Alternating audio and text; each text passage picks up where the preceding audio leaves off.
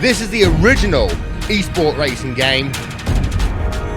This is iRacing.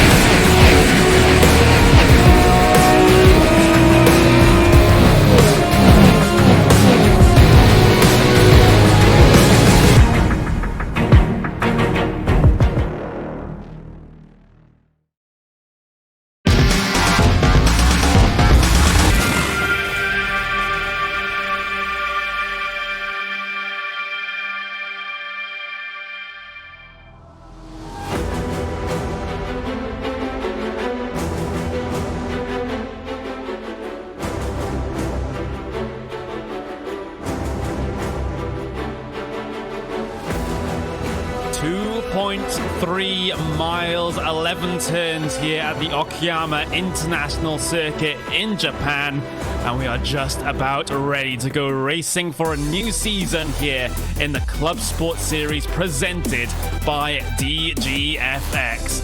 This is the 2.4 hours of Okayama.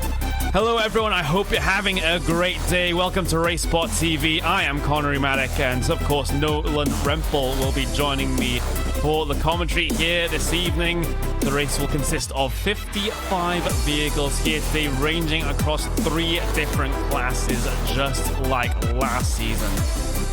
In the sport category, we have the famous, of course, Porsche 911 GT3 Cup car as featured in the Porsche Esports Super Cup. We have the TCR cars, the brand new Audi RS3 LMS, and of course, that MX-5 Club category. The humble MX-5, which has been a staple in iRacing for so many years for rookies and pros alike. It's a new season and a new challenge for all involved here in this one. Of course, we have the schedule up on screen for you now. This, the 2.4 hours of Okayama, and then we alternate 4 hours of Brands Hatch. Then it's 2.4 hours of Motorsport. Then we head to Barcelona, then Phillip Island, and we finish things off on April 4th at the Brazilian racetrack of Interlagos for 4 hours of racing. But right now, well, we have our qualifying session here for Okayama starting to draw itself to a close. And Nolan, absolutely fantastic sort of prospects that we have here for a new season, a new start for all those teams involved. Very much so indeed, and this is going to be one heck of a season, just like the last one back in January that ran through to May. The big difference is of course, that completely new schedule, no returning tracks from season number 2 for the ClubSport series this year, and that's sure to provide a whole new challenge for teams, as well as with the TCR replacing the Radical SR8 for this season. It's going to be a serious challenge for, some of the newer drivers, especially with those colder tires on the Audi. Yeah, the Audi is going to have a little bit of an interesting first stint, shall we say, and we'll see how those guys get on with things. Right now on track, you have the end of the club category qualifying, so the other 2 classes, the Porsches and the Audis, they have already gotten their qualifying over and done with. It's just these MX-5s to get themselves sorted for the starting grid in just a couple of moments' time. 2 minutes to be exact before we tick over to that race session. And right now it's going to be Artifact Racing pole position for that Porsche class. Meanwhile, VEC Sim Racing will take pole position for the Audi. So that is how it stands in that one. But the MX-5s still undecided.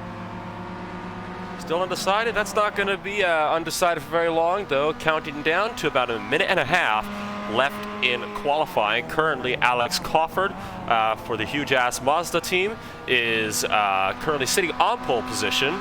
Provisional pole for now. They are in the pits, though. We still do have, a few cars that are still out there on flying laps. Yeah, of course, we have the likes of that CXR car that is currently still out there, riding on board with them. This is the 299.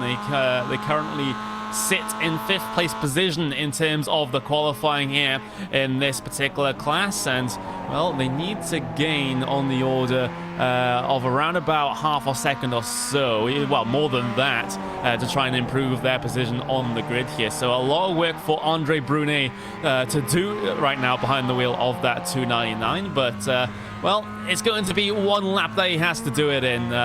He won't be able to get in any more after this one. So let's see where that CXR car how that CXR holds up. I will get my words out in the right order eventually, and we've also got Caloth Racing still out there, Try Racing as well, looking to improve position. So last-ditch effort for the MX-5s. One more attempt to go as we continue to ride on board with Andre Brunet for that CXR Project Black number 299 machine as he dives down through to turn 5 for the hairpin corner, then gonna come up over the hill to Revolver down for the very tricky downhill left-hander into the Piper corner, which usually marks turn 3 of the Piper circuit.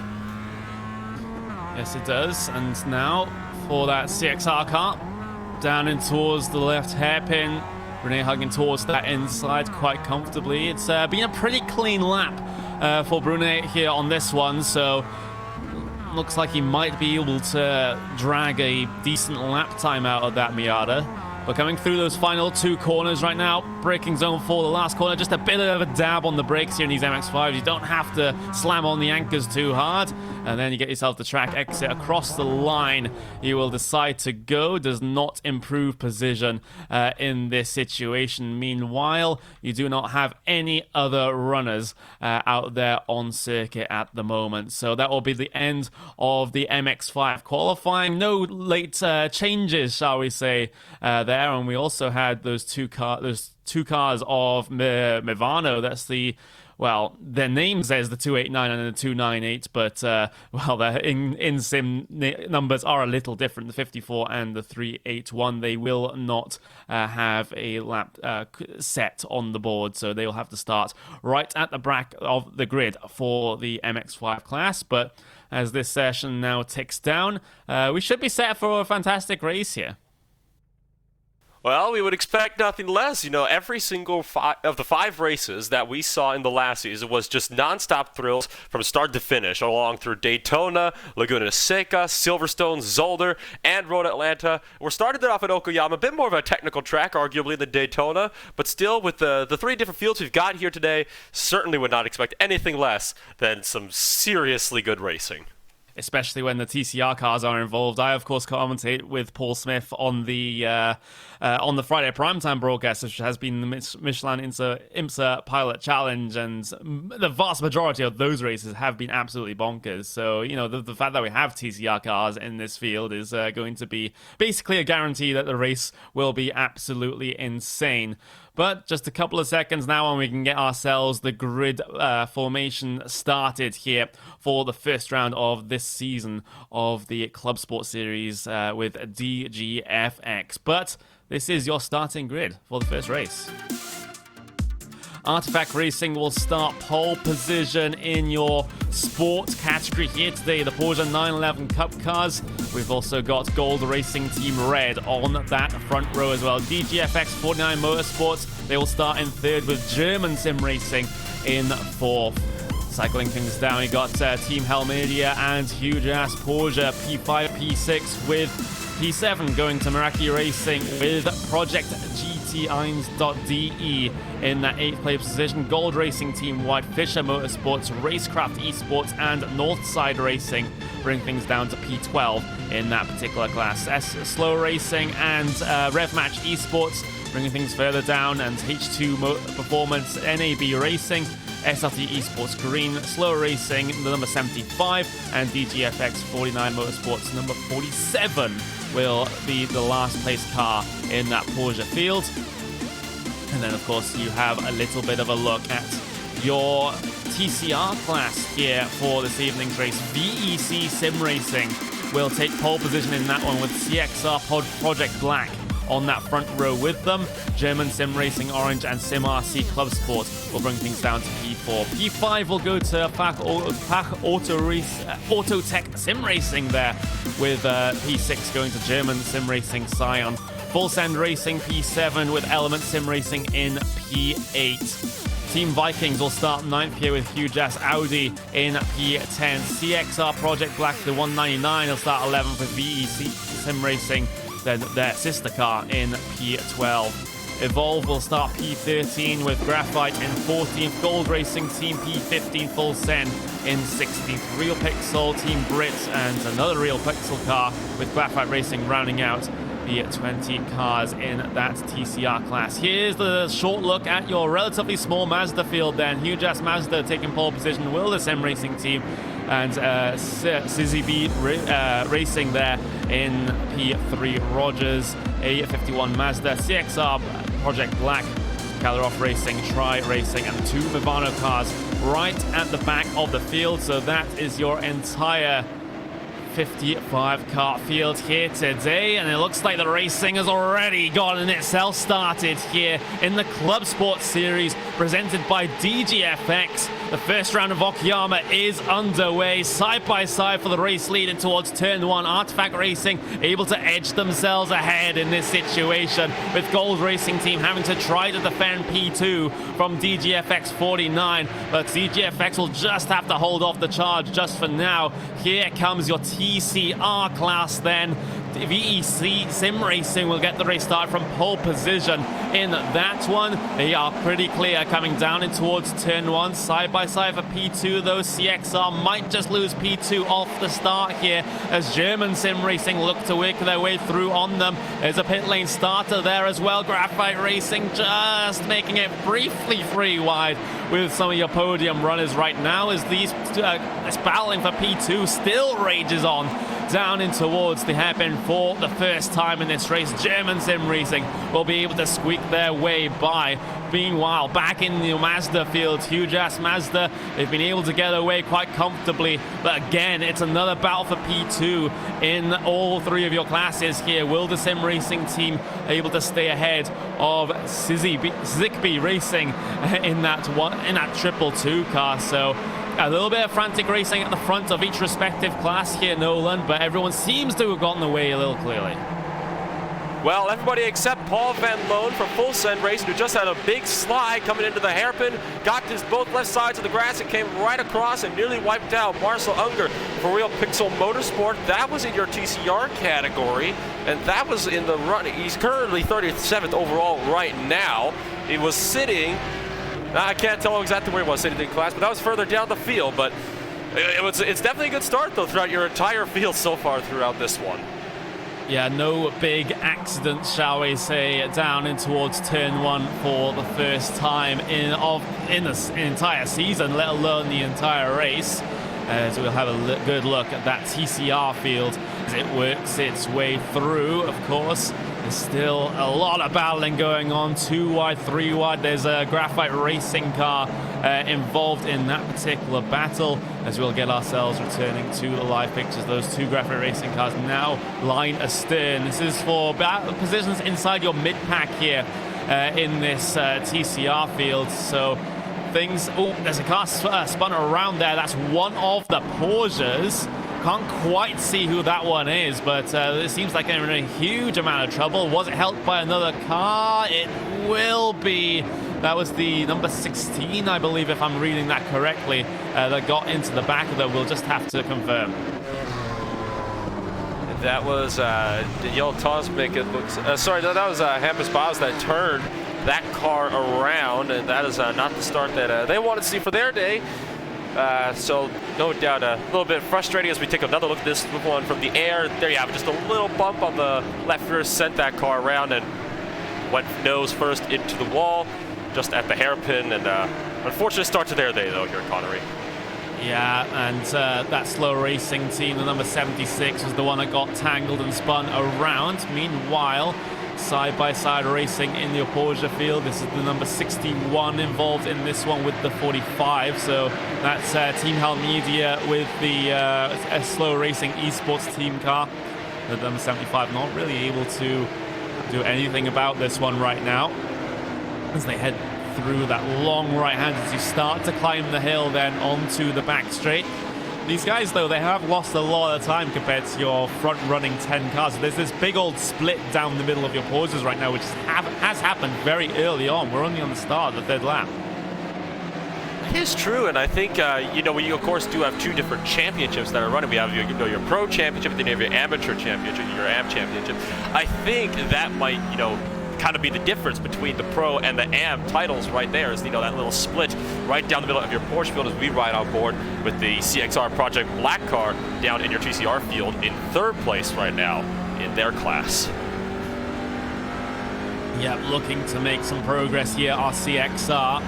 EC Sim Racing, the leader of this class, has pretty much checked out. They've been able to extend the gap to a couple of seconds already over the rest of the field, so they are doing very, very well indeed, trying to, well, make that gap happen and then, of course, manage it from this point forwards, allowing all of these cars further behind just to have a little bit of a scrap amongst themselves, and that'll lose them more time to the race leader. We do have a car spun around, though. That's the Real Pixel Motorsports car, the 112, that has had a couple of problems. Where was this? It was just a single car spin, and I think it was the huge ass car that got a piece of that one as well. Absolutely, well, instant nothing to do with them, but still they get caught up in it. It was Unger around the outside, losing the car a little bit.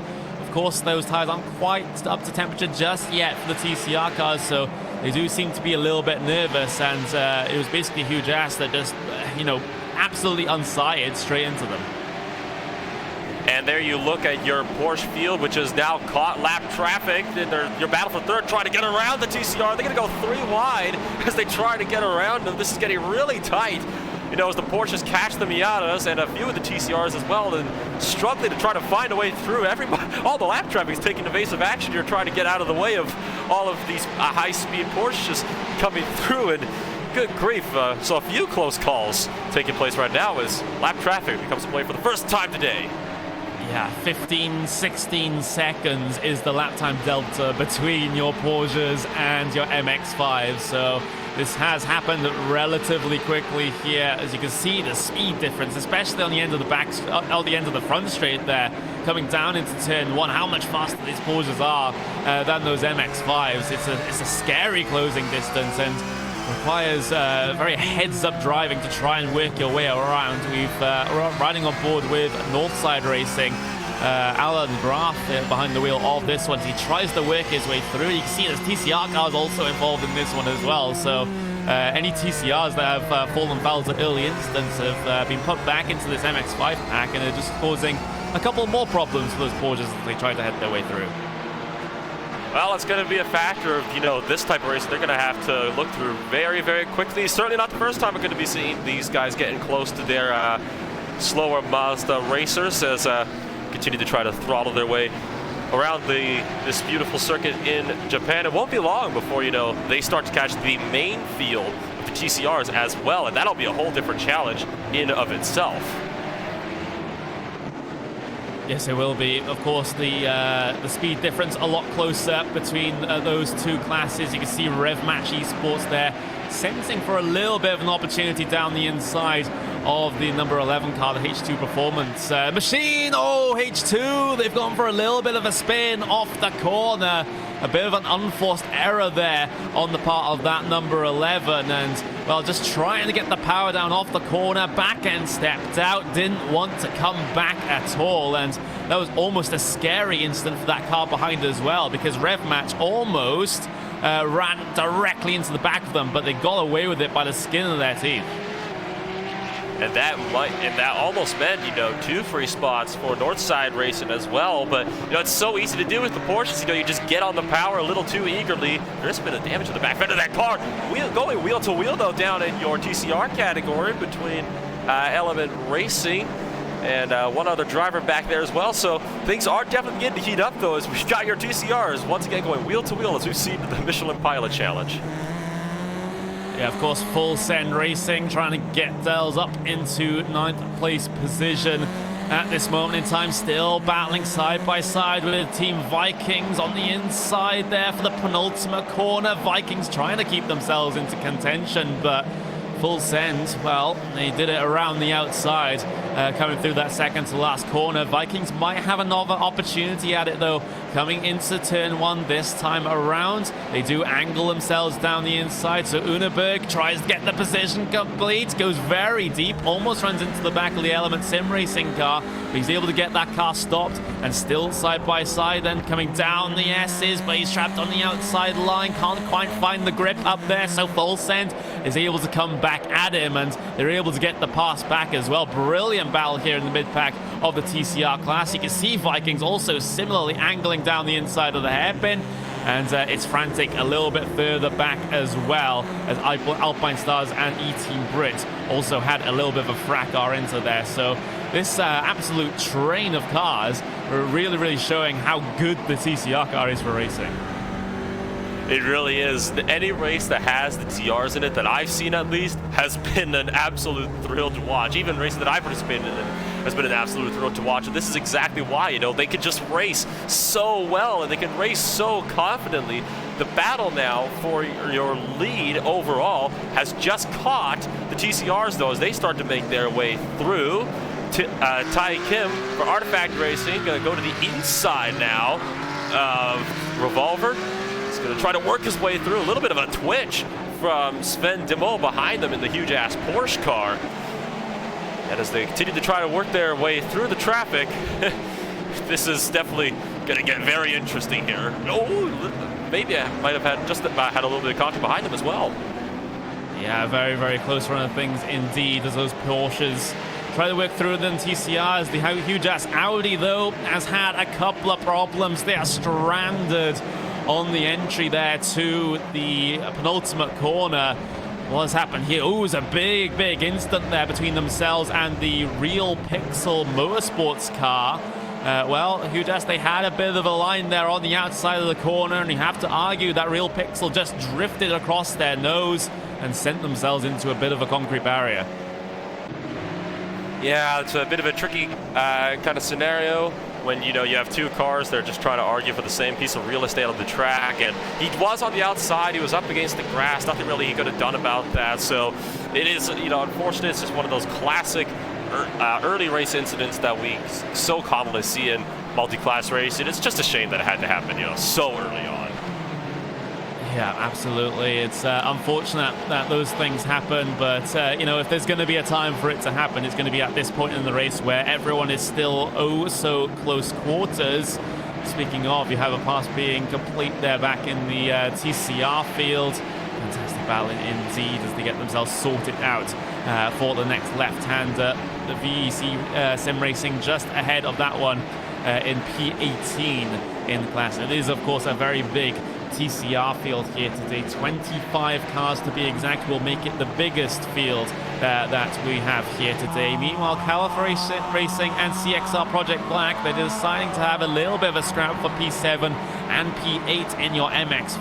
CXR riding the back bumper of the 263 into the hairpin they go. Look for the inside line, forces the other car to go very wide, and well, it looks like CXR in the process, they've had themselves a bit of a moment. Did they clip the curb, clip the grass on the inside? Can't quite see from that angle, but the result is the same. Lost control of the car and have to get back going. I think they might have actually clipped the car, the back, the right rear on board. Yeah, there you have a little bit of contact with the Kalayoth racing car and sent them into a spin. They did lock the brakes down to make sure the car wouldn't go into the wall and didn't make it worse than it was, so that is the good news for them. Not much damage, they'll be able to get going all right. Your battle for the lead, though, you remember that big train of Audis that we were talking about earlier? Well, your battle for the lead is going to catch up to them rather quickly here, and I don't know whether I should be concerned or sitting on my toes in anticipation. Maybe a little bit of both in that situation. It's always fun. Well, maybe for us and the spectators when things like this happen. Maybe not so much for the drivers. Really puts them on edge as the Porsches try to work on that huge train of Audi TCR cars, and Artifact able to almost put one car in between themselves and their closest challenger of that huge-ass Porsche. Inside line for the penultimate corner. This is such a sketchy portion of the racetrack. Can't really go too wide coming through here. at least in any fast manner. But Artifact Racing seeming to do a good job with the traffic for now, but they will go side by side ahead of him. That's Geodesic trying to get past Full Send Racing, and well, Geodesic down the inside now, not able to clear their competitors by the time the exit of the corner arrives, so Full Send can get themselves back on the inside then for the left, and of course you have that Porsche leader. He'll make it 3 wide, just squeaking himself through, so the TCRs can still have their battling. He gets both of them done in the same piece of real estate, and has really gained a lot of time over Huge Ass thanks to that risky move. So it was a calculated risk, but it's a risk that paid off. What also helped is, that huge-ass Porsche right behind them, they actually got caught up as well by their own incident. That was actually, there was a second TCR battle right behind them, and they also held up the huge-ass car, so that's what also helped, Artifact Racing to pull ahead just that little bit more as well. Yeah, Huge Ass deep into the left, though. You can see a little bit of smoke coming from the tires, so bit of a lockup into there, so easy to do in these Porsches, as he's going to lose a little bit of time as a result, but that's how desperate he is to try and stay close, to try and stay within touching distance of that leading Artifact Racing car, as again, more MX-5 traffic that they're having to deal with, gets dealt with in quite comfortable fashion though, but in this situation it is seemingly quite frantic, and there'll come a point in the race as well where those Porsches will be having to deal with both the TCR field and the MX-5 field at the same time, which would just be even more crazy, and dare I say, might result in a couple of inadvertent bumper bangings and spinnings out, shall we say. That's usually how things work. You get your classic early race spins. Then things tend to kind of settle down for a bit while the classes battle amongst themselves. Then they all catch each other. Then it just all goes downhill from there. Sometimes literally, sometimes figuratively, and sometimes a little bit of both. But oh, look at this guy! Oh, wow! So the huge ass car tried to look around the outside for the lead, and unfortunately got a little slowed down by Calix Poon in that Cali Alpha Racing car. He does have that draft though of Ty Kim, so your fight for the lead still very much alive. Yeah, very much so, as they'll work their way through track, well, seemingly congested no matter where you look at this stage. It is a relatively short track in the grand scheme of things, but so things can seem quite claustrophobic, but right now seemingly well dealt with for all of your teams. The battle for the race lead still close. That is what you're seeing up on screen for you right now. Artifact Racing still ahead of the Huge Ass Porsche car, but it seems like that Huge Ass machine really has the pace advantage at this stage. It just seems that they haven't really been able to find an opportunity to try and get themselves through. The traffic hasn't been working with them all that well, and Artifact is able to get through just that little bit cleaner to keep themselves ahead. They'll have to do it again through this next phase of traffic, which is seemingly never ending at this point. They have to go to the inside on all of this traffic. There's the Fach Auto Tech sim racing car that they're having to work their way by on. We're riding on board with Sven Demel, and this will be a great view of what these drivers have to deal with. Well, it was an attempted outside move there for Huge Ass, maybe an inadvertent one, considering the line from Artifact Racing. They'll have to go either way around the lap traffic, and it's just a matter of how many of these cars can they get done before the next braking zone. And it will be Artifact Racing to go on the defensive. Once again, Huge Ass trying to make that move around the outside. How about these Audis, though, along with one Porsche? Ooh, really close, and Huge Ass has to jam on the brakes to avoid turning Artifact into a concrete barrier. That was just inches away from being a disaster. Yeah, well, motorsport is a game of margins, and well, quite exemplified by the close run there in through the corner, as Artifact again trying to scythe his way through the field here. There have been a couple of close moments. There's a bit of oversteer off the corner though for Artifact, but Huge Ass not able to capitalize, as actually that's that Artifact Racing car diving down on towards the pit lane, and I can't see what reason that would be for. They haven't gotten themselves a penalty at all. Is this a deliberate early stop here for Artifact to make the strategy numbers work out? Well, it would be a very early stop because, you know, the fuel window for these cars is set to about 45 to 55 minutes.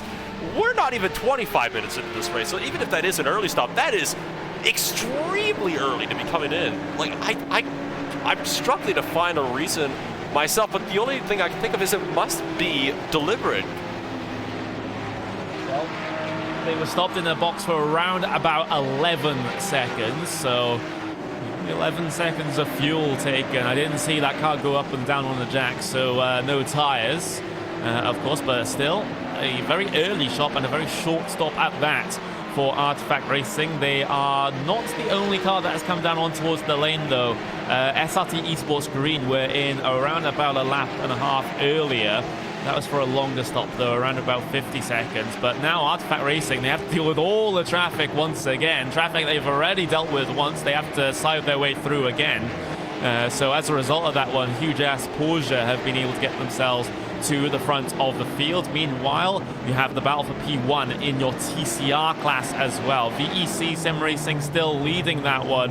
German Sim Racing Orange in second place, about 6.5 tenths of a second behind.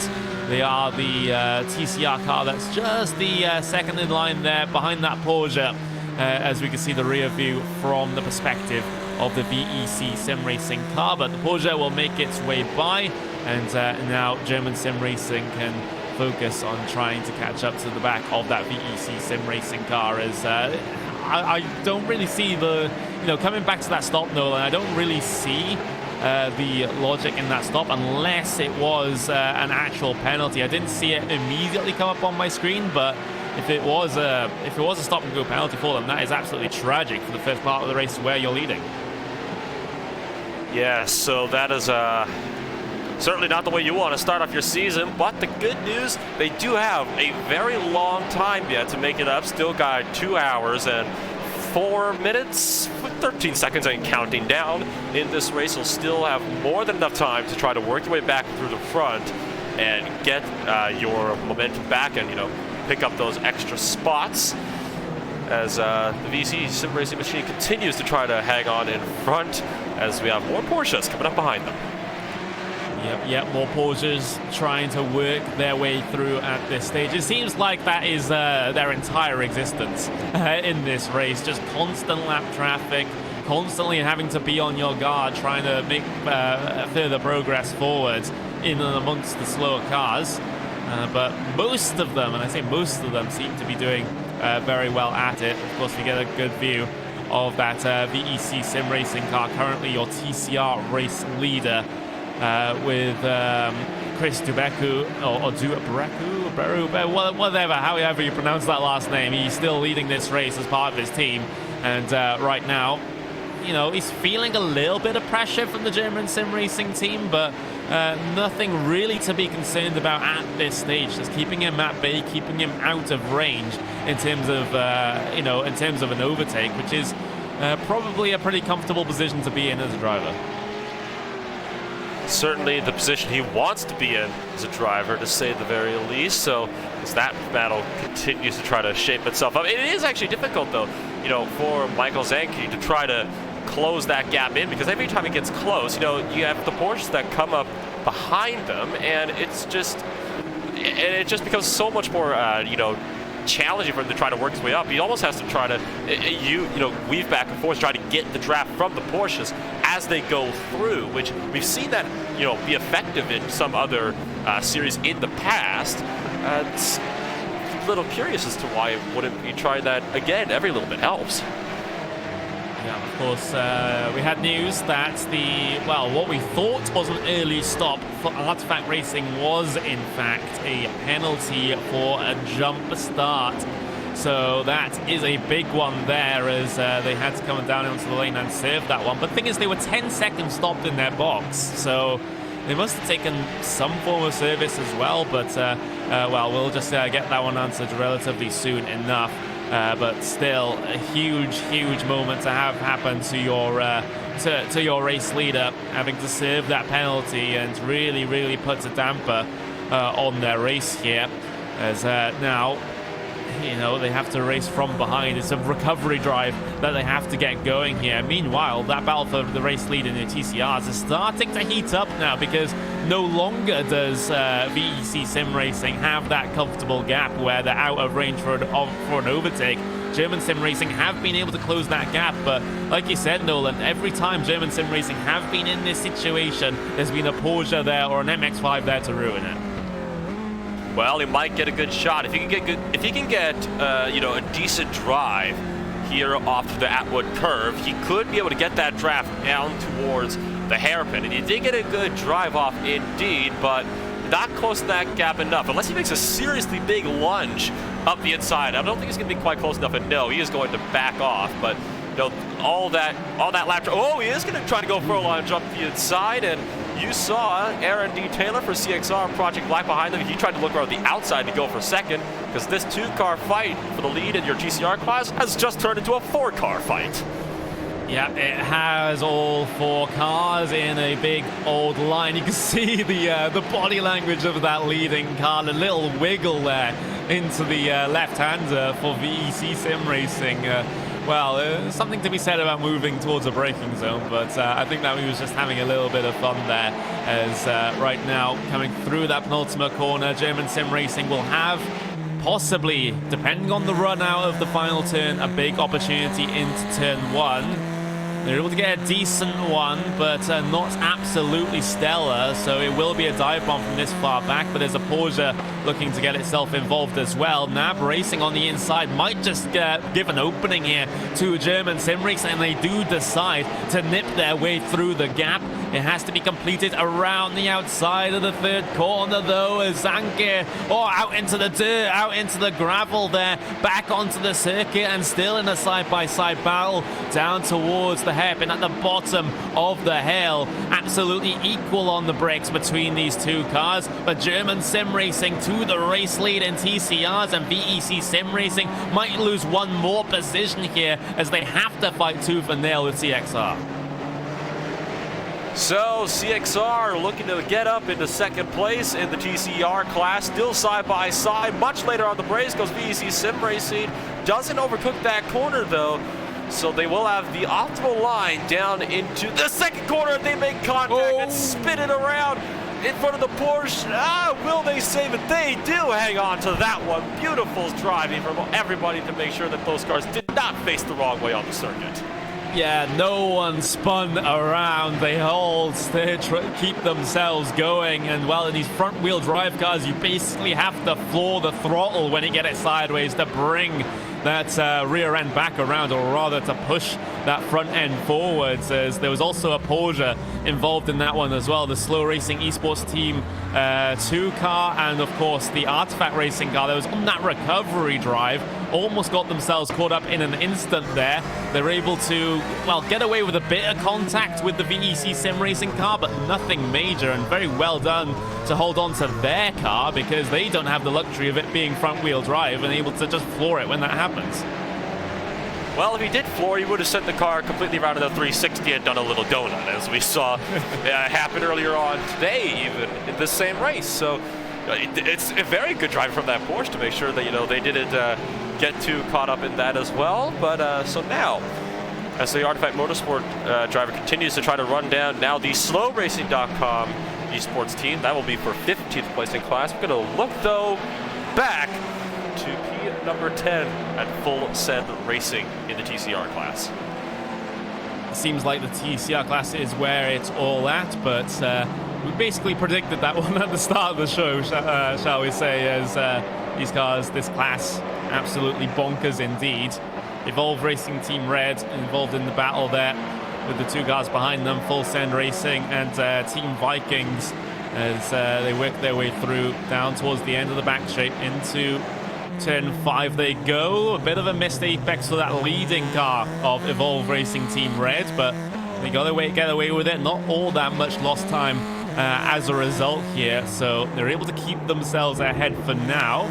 Heading their way through Piper Corner, turn 7. That's it's Evolve Racing Team Red. They have to duck out of line. Have they got a slowdown penalty that they've had to serve out there? No, they make contact with Team Vikings coming through turn 8 there, and that is so unfortunate. That was so optimistic off the part of Evolve Racing Team Red. It's a move they perhaps shouldn't really have gone for, if you ask me.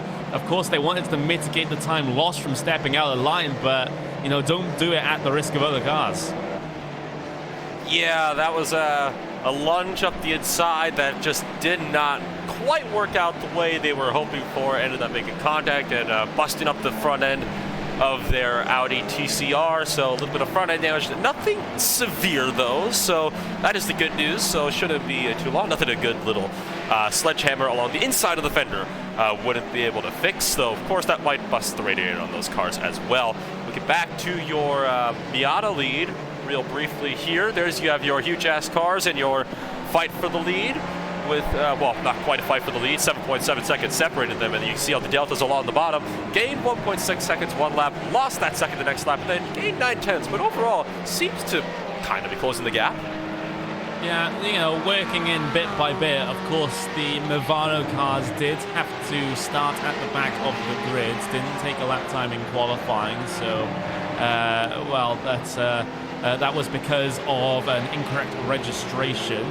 I think they didn't have the right car number, which I pointed out jokingly at the start of the broadcast, but it seems like they've been punished for doing so here in this one, so they had to start from the rear, but they've made very good progress as that 54 car up into P number 2 already, and as you say, starting to close down in on your leader as well, so you can see the difference between those two Movano cars as well as they work their way through as a pair. And, well, having to get out of the way of the Porsches at this current moment in time, but the overall progress from Movano in that class has been forward. Well, the Movano racing cars, despite, you know, the little bit of an unfortunate incidents of having to start from the back of the grid, they are up to second place in class and trying to run down the huge ass car in the lead. So that is definitely, you know, a plus for that team. You know, they've had a very good and strong drive to start of this race. Question is, though, these are, of course, two teammates that are nose to tail right now. Will they try to race each other is going to be the big question, or do you think they might try to see which one of them is faster, and that should be the one to try to run down the class leader? Well, you know, if you, right now, you have to very quickly figure out which one is faster and maybe get that swap negotiated very quickly, and you can't really afford as a team to be fighting that hard side by side. It's just going to lose you time to the race leader. So if I was a team boss, I'd just say, guys, just, you know, keep it calm. If one of you is faster, just let them go. As right now, again, as I said, they're having to deal with pauses right now, so you can't really get a good representation, a good view of what the pace is like between these two drivers. So we'll just have to wait a couple of moments time. That TCR went straight into the grass there, trying to get themselves around the Miata. Again, big outside line being taken, but that TCR will be off and away in just a couple of moments time. As right now, the battles for the race leads have dwindled out a little bit. CXR Project Black is currently more concerned about the SimRC ClubSport car, as they're having a bit of a duel out there on circuit. CXR maintaining a position in P2 for now, but that was a big look there from SimRC to go forward. So a big look for them to try to work their way forward, and still plenty of time to do it. Again, if they can get a good drive off of Outwood, they could make the overtake into Hairpin, which is arguably the best passing zone on the track, completely nose to tail. CXR goes defensive. SimRC going to have to look around the outside to try to get that move done. We have seen the TCR can be very good on the outside of corners, and it will be Lucas Dulcer later on the brakes, but oh, a little bit of contact. Archbargy getting a little bit here. CXR tries to muscle their way back in front, but overall they're going to lose the spot, trying to go over and under now as they go for the undercut now. Oh, nearly making contact as well down to the corners, and it looks like Taylor might just be able to hang on to that spot.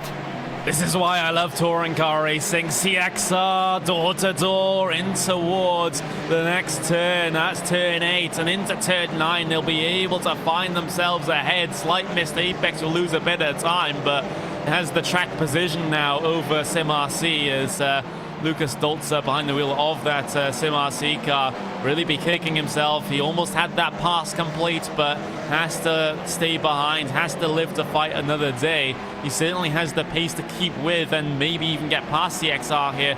Just simply hasn't been able to do so. The defense from CXR has been absolutely great, as again a bit of a tentative moment for CXR in towards turn 1. Sim RC has been able to gain a lot of time here, and Dolzer now really starting to find his footing with that Audi in this race. Of course, around about, well, over halfway through the stint at this moment in time, and a lot of cars wanting to really have a good one of this first stint. And well, Sim RC not able to make much progress down into the outward curve of turn 4.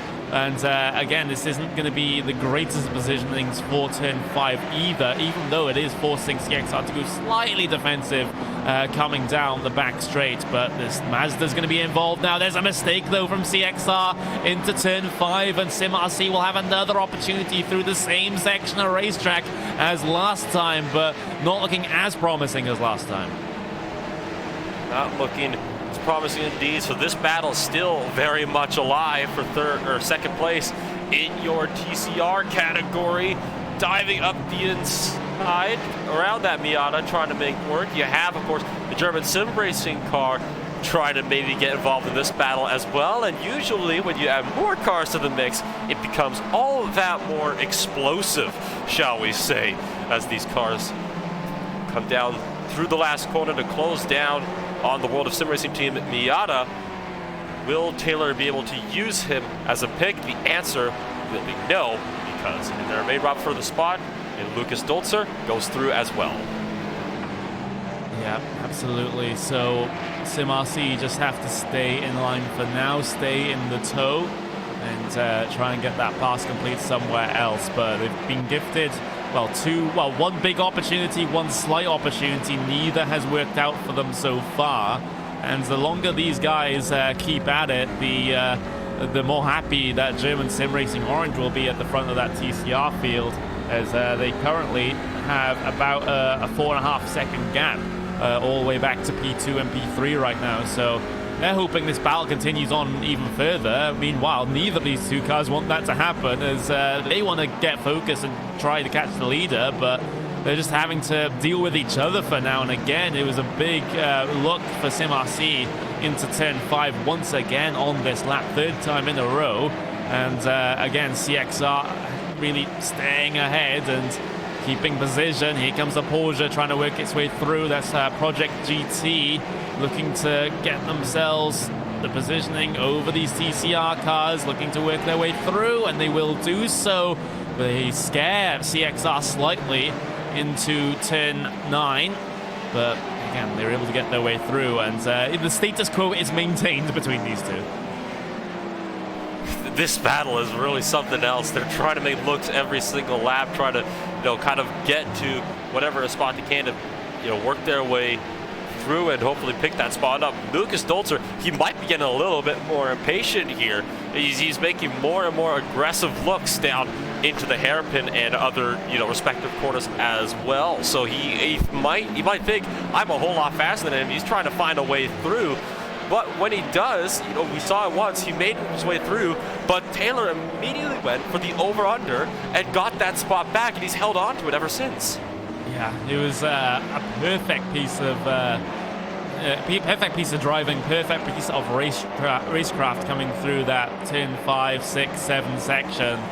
It's really solidified him in the front of this particular battle, but still, the Sim RC still lying in wait, still looking to try to strike any moment that CXR car makes a mistake. And well, CXR, they haven't been entirely comfortable getting the car slowed down for turn 5. They are taking the corner very, very wide. He's not making a neat apex on the inside, and every single time I'm scared they're going to be outbraking themselves and just give another opportunity to Sim RC.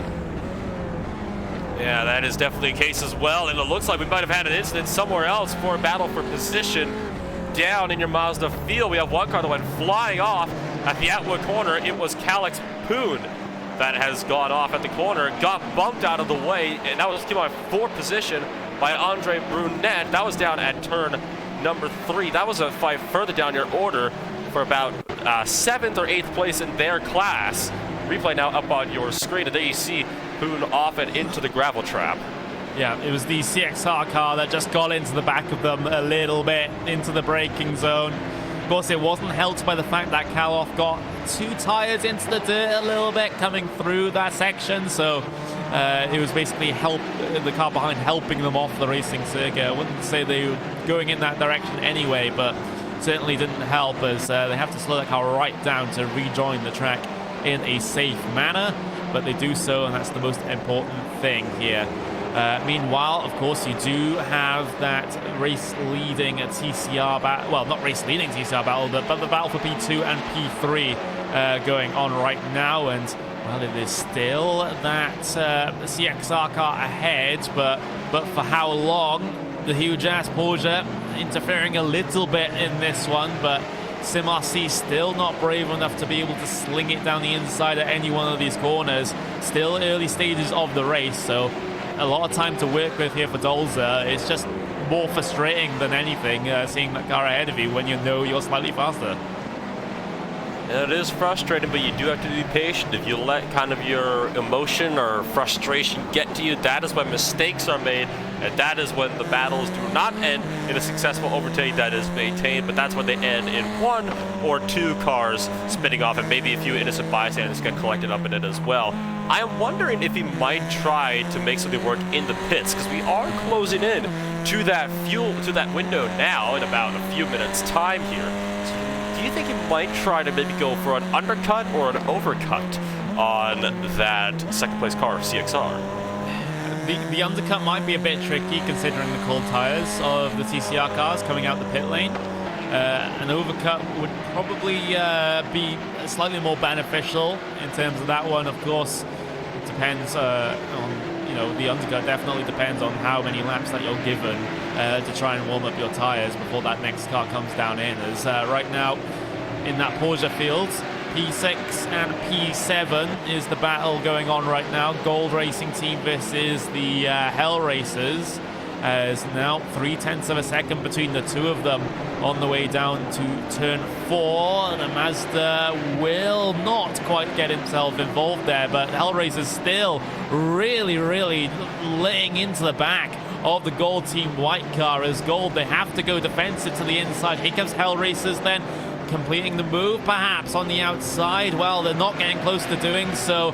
Not that much commitment on the outside there. They have to duck back in line, and Gold Racing Team will live to fight another day, and fight they will, because Hell Racers are still almost onto that on the back bumper of the Porsche ahead of them. They get a good run as well coming out the corner, but they won't be able to angle themselves for a move into turn 8. So they'll follow tightly, they'll follow closely, and then maybe look to pick up the position once those TCRs get involved. You'd either be in these 2 corners, or he might try to make a look down the front stretch as well as they approach the battle for 5th place in your TCR class.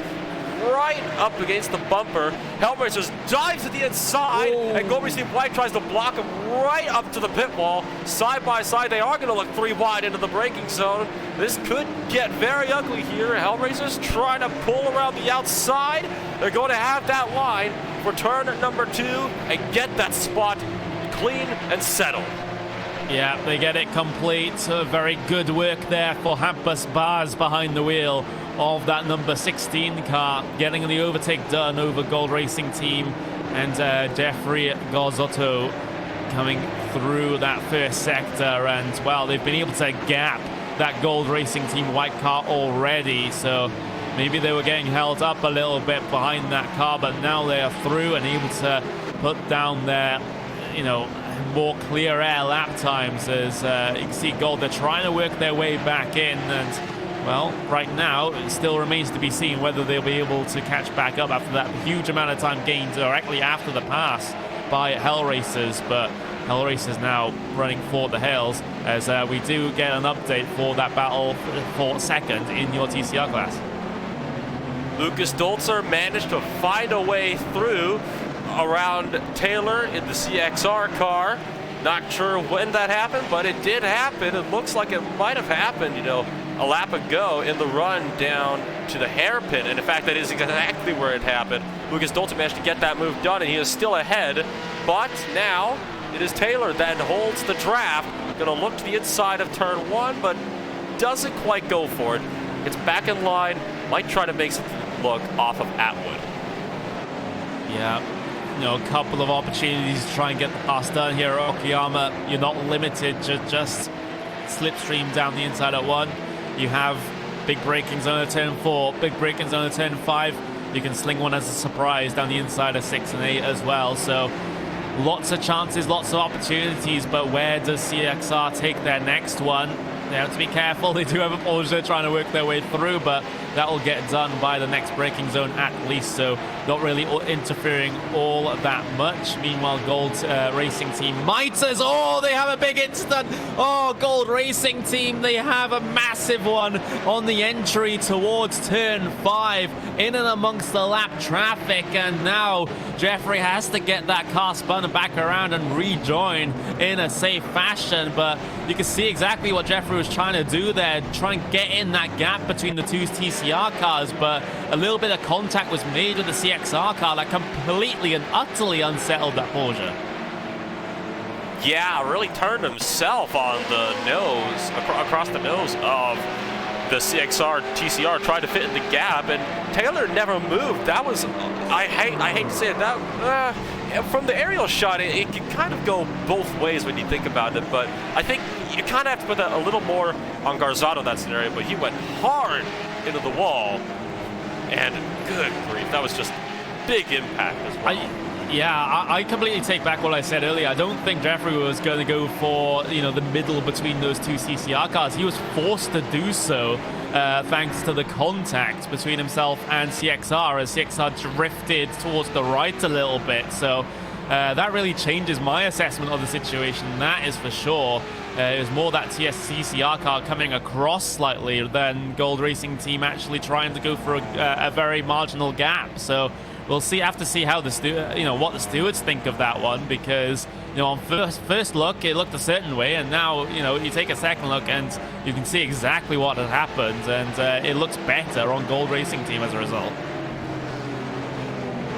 Yeah, and sometimes it is those very, very little kinks in the track that can cause them that. You look at it from the top and you think, how in the world can that cause something? Well, a perfect example of it right there as to how something like that can turn out. So it's one of the challenges of a track like this. They can just come up so easily on you, and when you do, you can just be completely blindsided by them, because that little twitch, that's all it needs to completely take a car out of the race.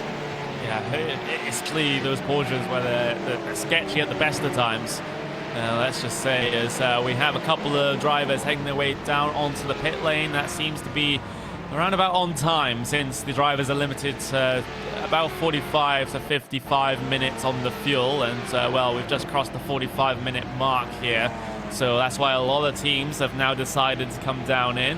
The most notable of which, DGFX 49, they were running in the top 3 in class before their stop.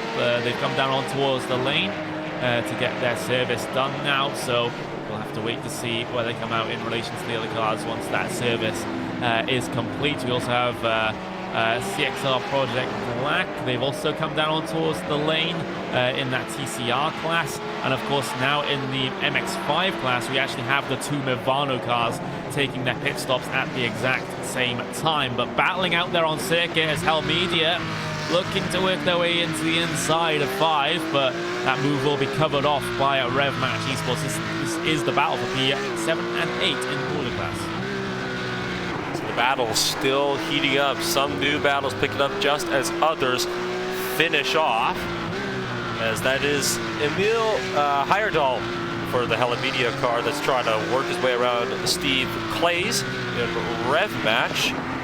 So this could be an interesting battle in itself right here. You got about 4 tenths separating them now, 3.5 now. So that gap is steadily closing as they approach the CXR Miata.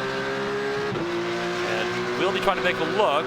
Clays is still going to stay on the defensive, but Oh, he's really going to throw it at the inside, isn't he, down to the turn one, but ends up back out of that. We have a spinner up ahead of them as well, though. Douglas Rice in the AOD racing machine has gone around, and that was all of his own doing.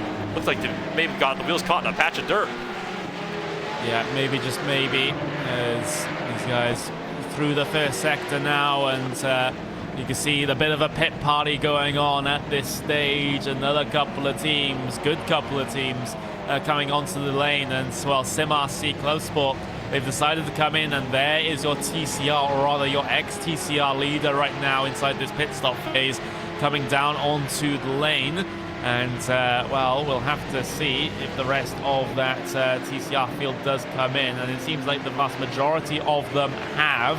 So now out of the lanes, they decide to go a big sort of spread in terms of the stop times here. You have a couple of cars going around about 36 seconds, but certainly a couple more that could, you know, throw a little bit of a spanner into the works in terms of the pit stop strategy here. But right now, German Sim Racing Orange, they've been able to come out ahead as the rest of their competitors also came down on towards the lane, so they weren't at risk of losing positions. SimRC ClubSport still in, and they hold on to second place as the CXR car still relatively close behind them, but they're on the edge of dropping outside that second margin. As again, now we have some Porsches come down in to join in the pit party. So it looks like the entire field is going to be coming down for their stop. Certainly not going to be the last stop of the day. Is going to have to make at least one more. That is a guarantee. How many drivers are going to be swapping out, though, for their other drivers? This is a team event, remember, so we will be seeing some driver swaps as well taking place. Remember, minimum 45 minutes for seat time for each driver in these teams. So some strategy could be used for that as well. Maybe, just maybe, as those pit stop service times will come through for the Porsche field. Mostly drivers not taking any tires here, around about 20 to 22 seconds on the stop for those that haven't. Meanwhile, you do have those drivers that have taken a little bit longer, around about the 50-second mark. So split in terms of the strategy here in the Porsches, which is sometimes what we like to see, because then things start to come to a head and see who has worked out the better strategy when it comes to the final portion of the race. But right now, Hell Racers are currently scored as your race leader, but that will be short-lived as they decide to head their way to the pit lane. So Hell Racers going to come on in. That will allow... Oh, never mind. Fisher Motorsport, who was in second place, they're not going to inherit the lead either because they're also in the pit lane. So it'll go down to third place. Artifact Racing, who are going to inherit the lead as they come off of turn number three, the final corner on the racing circuit.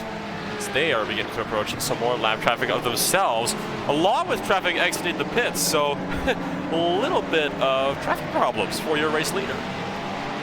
Yeah, you know, and it seems to be a bit of a constant issue as well, as we see Artifact Racing. They had to come down in for that penalty, and they actually took a bit of a top up in terms of the fuel while doing so. And as far as my assessment, it is allowed in the rules to do that. Some leagues will punish you for taking a pit stop service along with your penalty, but Artifact Racing has tried to you know, put that silver lining on the cloud and get themselves a little bit of fuel perhaps to try and make this first stint that little bit longer, as Tae Kim down in towards that very slow speed turn 5, and you can see the under rotation of that front right as well. These Porsches so easy to lock up, and you can see that Kim was very close to doing so down into that heavy braking zone that time around. And we have had a retirement in this race just now. Car number 75 was just disqualified from the race for exceeding 9 infraction points. So not the way they wanted to start their season at all. Yeah, that's the slowracing.com esports team. And, well, Daniel Tomzik behind the wheel of that one. And, well, he'll have to bring that down towards the line and park it for the rest of the race. And there we go. Well, iRacing decides to get a little bit of a move on in terms of that one, as instead removes him entirely from the server. But well, it looks like that slow racing, you know, it's absolute heartbreak for him. As well, Daniel, he's back. He's going to bring it down towards the lane at some point, presumably. But I'm not sure exactly the point of still running out there. Unless, of course, they still allow the cars to run despite not being scored, which might be the situation. Yeah, so that is most unfortunate for them to start their season off. We're looking up now to your battle for second in your out infield as he dives up the inside. A big contact, shoves the door in on Lucas Dolzer. I guess that's one way to make an overtake work, as you know, we have the Porsche battle for 11th as well. We're trying to work their way through. Replay up on your screen now. And oh my goodness, that was really something to say the least. And that was actually a fight for the lead in class, not for second place. I guess that's one way to make an overtake work, but I think the stewards might have a word or two to say about that one. Well, it was a battle for P2. German Sim Racing still in the lead right now, but yeah, that was basically a welcome to TCR Racing sort of move down the inside there. Bit of a barge on the inside, shoving the other driver out there. Of course, we enjoy it, spectators enjoy it, the stewards might not, and so we'll have to keep an eye on that one to see what comes through, as right now, you know, it has resulted in CXR getting a quite considerable gap now over SimRC, as now they're right on the back of the race leader all of a sudden. So CXR now looking to work their way through. Here comes the Porsche on the outside though, trying to squeak its way through. CXR might still have an opportunity here depending on how deep on the brakes they go, as they go very deep is the answer, very deep indeed, and they're able to make the corner as well, make it competitive, trying to wrestle the race lead away from Andy Kuhn as part of that German Sim Racing car, as they get very close off the corner. German Sim Racing's gone very deep coming through turn 7, but they're still able to complete to keep the position. And now there's a Porsche getting itself involved. SRTE racing down the inside, they make the gap for CXR there. Opportunistic move, but can't make any further progress still, and all of a sudden SimRC are back in the picture. It's a 3-car fight for the race lead.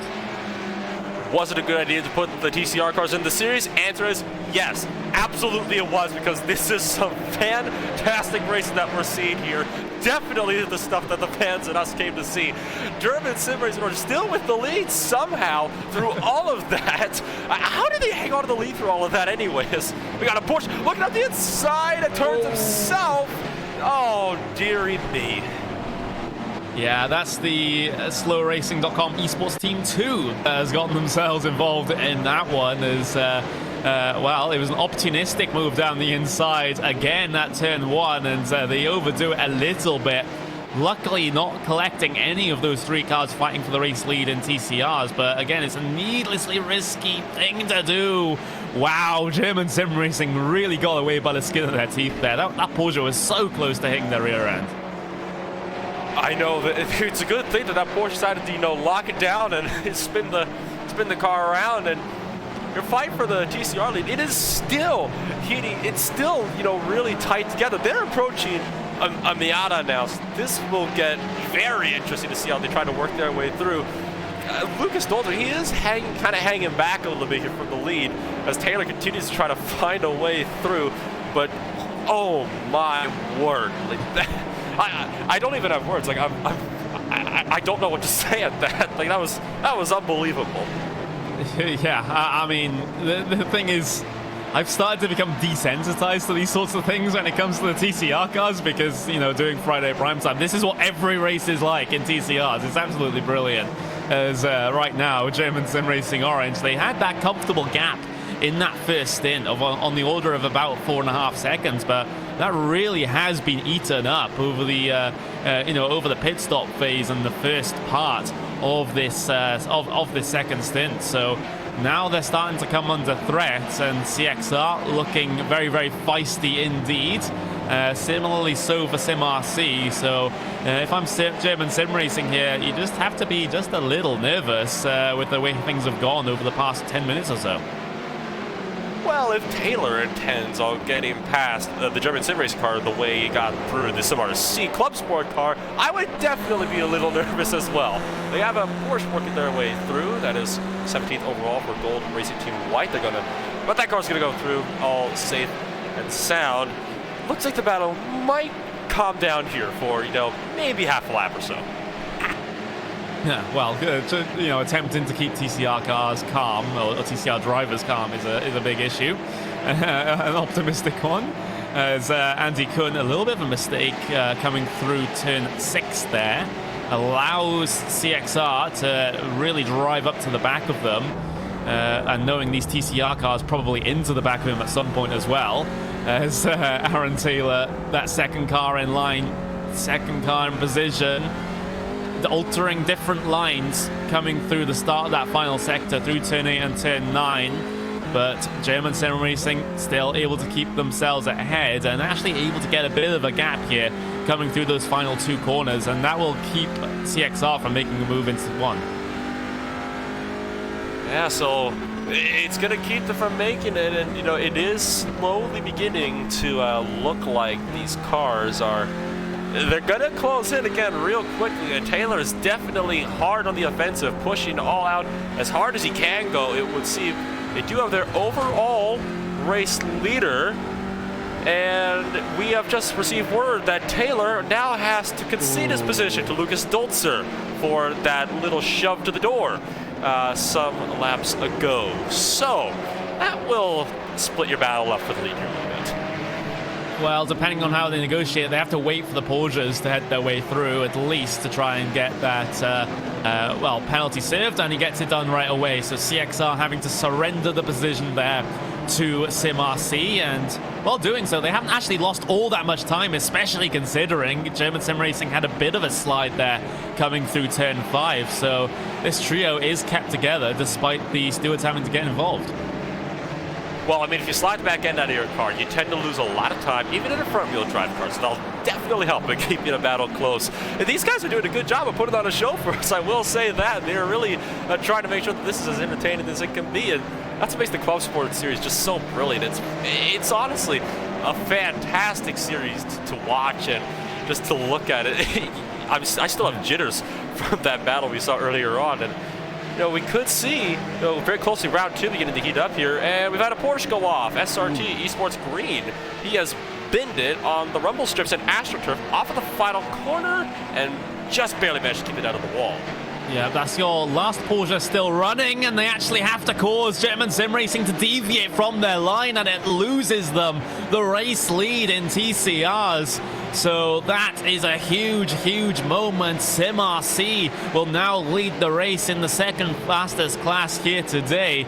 As, wow, that's so unfortunate for Andy Kuhn there. Absolutely nothing he could do about that one. It was the lapped car just in the wrong place at the wrong time. On the turn-in point to the corner, tried to make the apex. Apex was occupied by Porsche, and that just allowed the gap for SimRC to nip their way through quite quickly.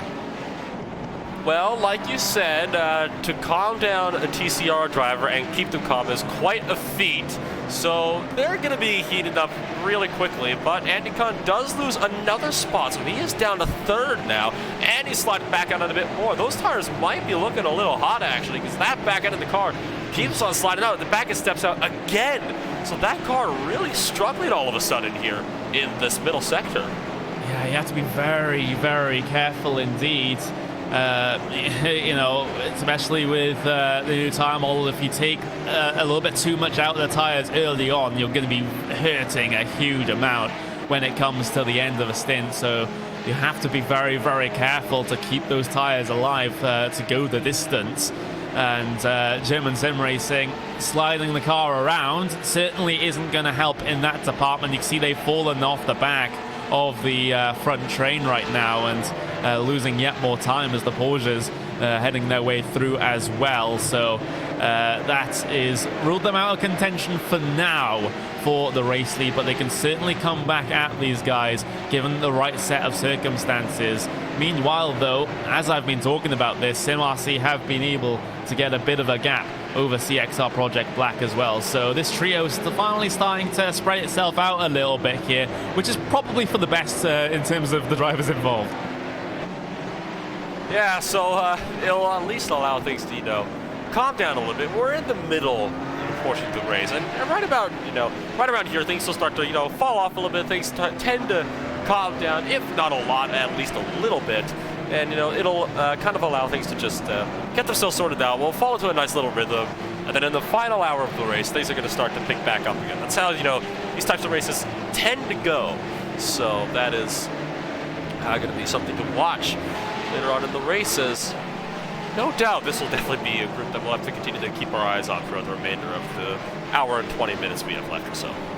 The Hugh Ajas Mazda car looking to make a lot of progress to try and catch up back up to that Movano Sim Racing team car, as Movano, sort of under our noses here, have gotten themselves to the race lead in Mazdas. Of course, we were focusing on that brilliant battle for the race lead in the TCRs, but Movano, in amongst the pit stop phase, have been able to get themselves ahead here, and Hugh Ajas trying to close themselves back in. They've been relatively active in our chat here as well. We were wondering if the German sim racing car didn't take tires in that battle for the race lead in TCRs. Well, the top three cars in TCRs are all on the same strategy, so there was absolutely no difference in terms of the tires in that situation. It's just they've really fallen off at the start of their second stint here. So that's the story in TCRs. Maybe things, well, the topic will start to shift as we get this MX-5 battle going. Now they're about half a second away from each other, and as you see from the deltas at the bottom of your screen, on the bottom right, slowly closing down to 4/10 now into the braking zone. But of course they still do have two faster classes trying to work their way through behind them as well. So, faster cars still playing a role in these battles for positions in your Mazda field. Yeah.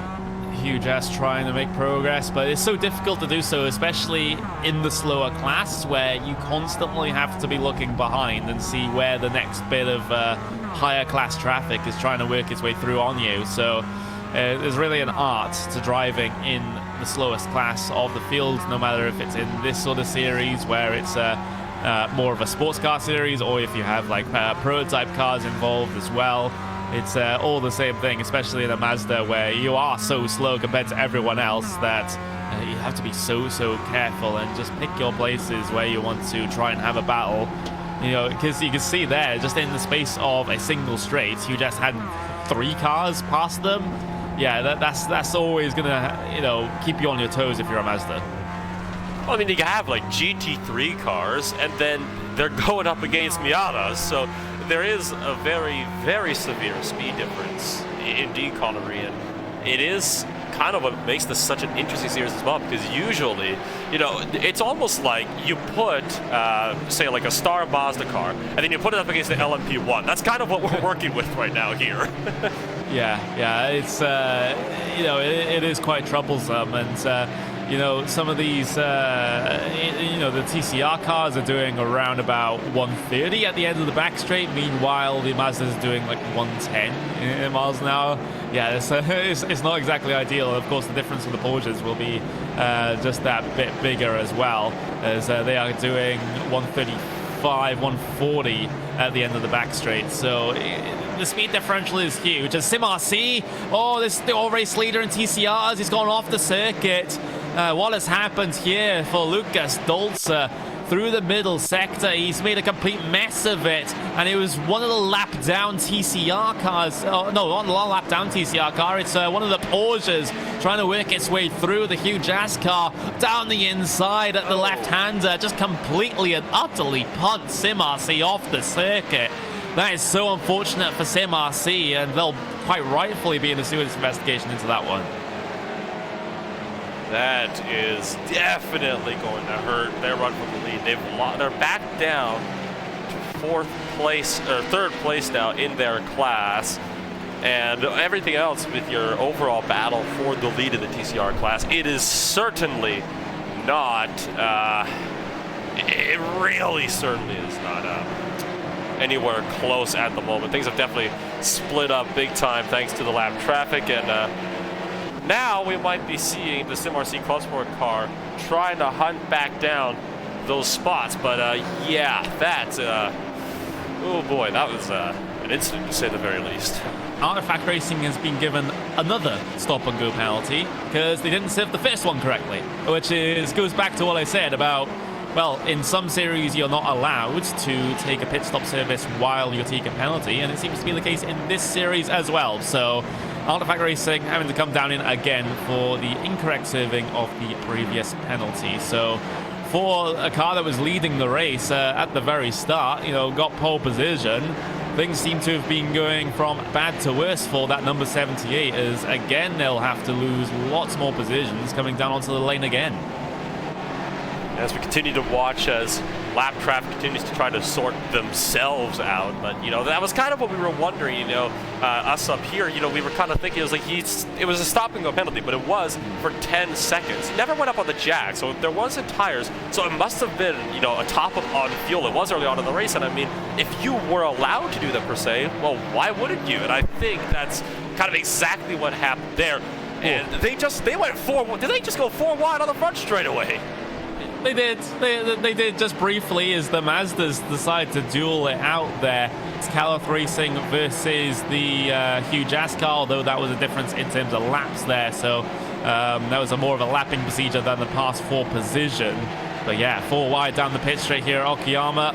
There goes the Porsche of the Hell Racers. They have to dip 2 tires in the grass to do so, but they're through regardless. As Movano and Huge Ass, this is the battle for the race lead in your Mazda field. 0.4 of a second separate them as Alex Coffard looks to try and grab that race lead away from Brandon Hawkin in this one. He has lost a bit of time lap on lap, as you can see in the lap time deltas on the bottom right hand side of your screen, but at least at the start of this lap he has really put in the hard yards, and now piling a lot of pressure onto the back of that Movano car.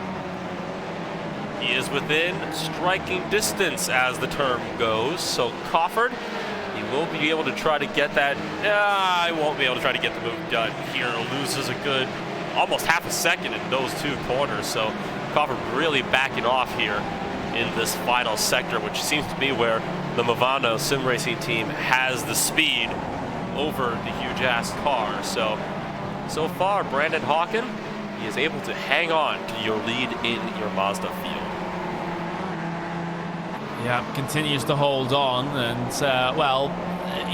looks a little bit better coming through the middle and last sectors than what Huge Ass are able to manage. You can see it coming across the line. It was a 1:45.7 for Huge Ass, and it was a 1:45.3 for Movano. So all that progress made through the first sector by Coffard has been recovered coming through that final sector by Movano, and the TCR car involved isn't going to help that geodesic car working its way through. So still needs a little bit more on the part of Alex Coffard here to try and make this battle for the race lead a thing in the MX-5 class.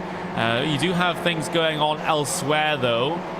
German Sim Racing and SimRC ClubSport relatively close here. Again, German Sim Racing though, they drift through turn 5, which is what they've been doing for basically almost the entirety of this second stint, and that can't be doing any good for the tires.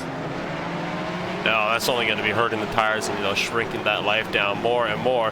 We were talking about how SimRC, after losing the lead in their class, he's going to be trying to fight hard to try to recover those lost positions. Well, he's going to be doing that now with Andy Kuhn for the German sim racing machine.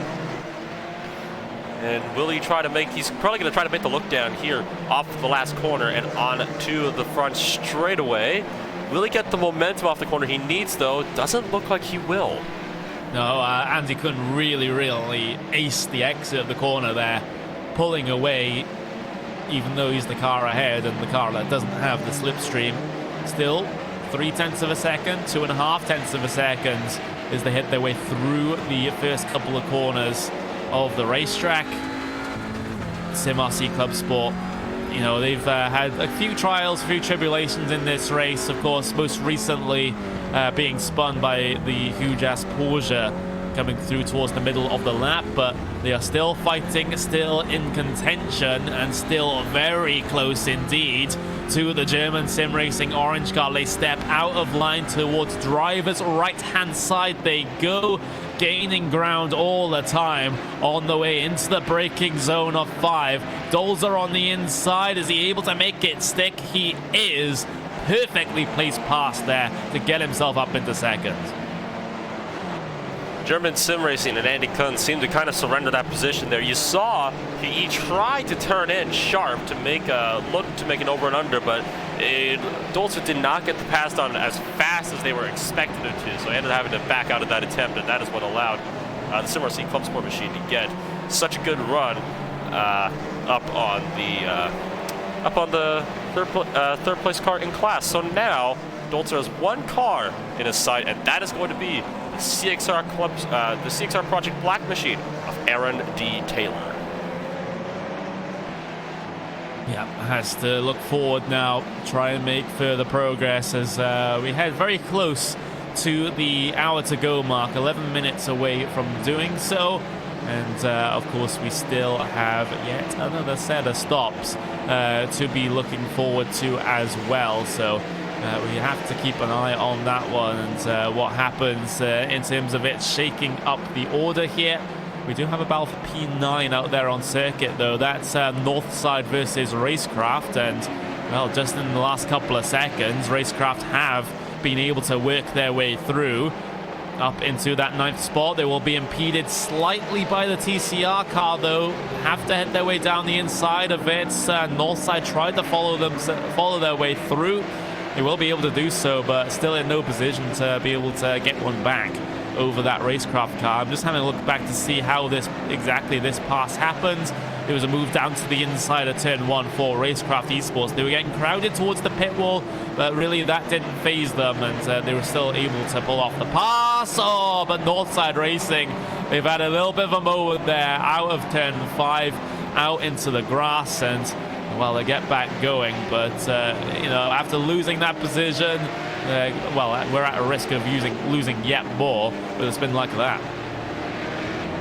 Well, you said he wasn't even close to striking distance. Well, I don't think Alan Groth thought that, because he dove back from about 5 car lengths back up the inside, and Victor Tanaka saw that coming and actually went in deep just to make sure he wouldn't be hit, and that's a good thing it did, because Groth spun the car around. So that was probably the biggest lunge I have ever seen on the surface for a very long time. Yeah, I mean,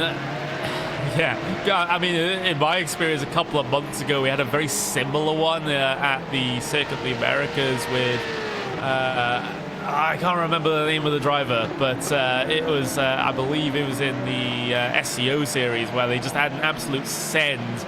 No, it was actually VRS GT iRacing World Championship. Absolute sends down the inside at turn 9 at Kota, I believe, just before the back straight, and it was from a huge country mile back. It looked very, very similar to that one. There's Element Sim Racing and Graphite Racing very close in those two Audis into turn 1, just 1.5 tenths of a second between these two.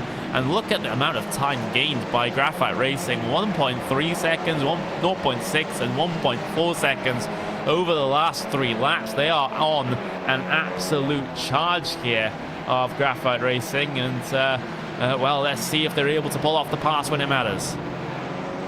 We'll have to wait and see as John Ford for that Graphite car. He's going to try to get there. He got a much better drive off of the corner, but doesn't have the momentum to keep gaining ground down the straightaway. He's still looking to the inside, though, so he's probably going to try to outbrake him, and he is going to try to outbrake him up the inside, going to be side by side, and Sebastian Gash running really deep into the corner and gives up that spot to Graphite Racing. Yeah, and well, that's probably the best plan in that situation, considering that you know, Graphite Racing currently very, very quick indeed, and they're gaining, you know, 2 seconds on that last lap, which is absolutely crazy. So you know, you don't really want to get in their way all that much. You're just going to end up losing yourself a lot of time as opposed to, you know, trying to fight a lost cause in the grand scheme of things. So you can see that Miata just getting in the way a little bit as Graphite Racing now towards the right-hand side. Another TCR car on the cards here. VEC Sim Racing a little bit further down the road as Graphite look to continue on. And while this one's going on, why not? Let's go with a little bit of RaceSport TV fan immersion on the board with Mr. Ford as part of that Graphite Racing 192 car. We'll be back in a bit.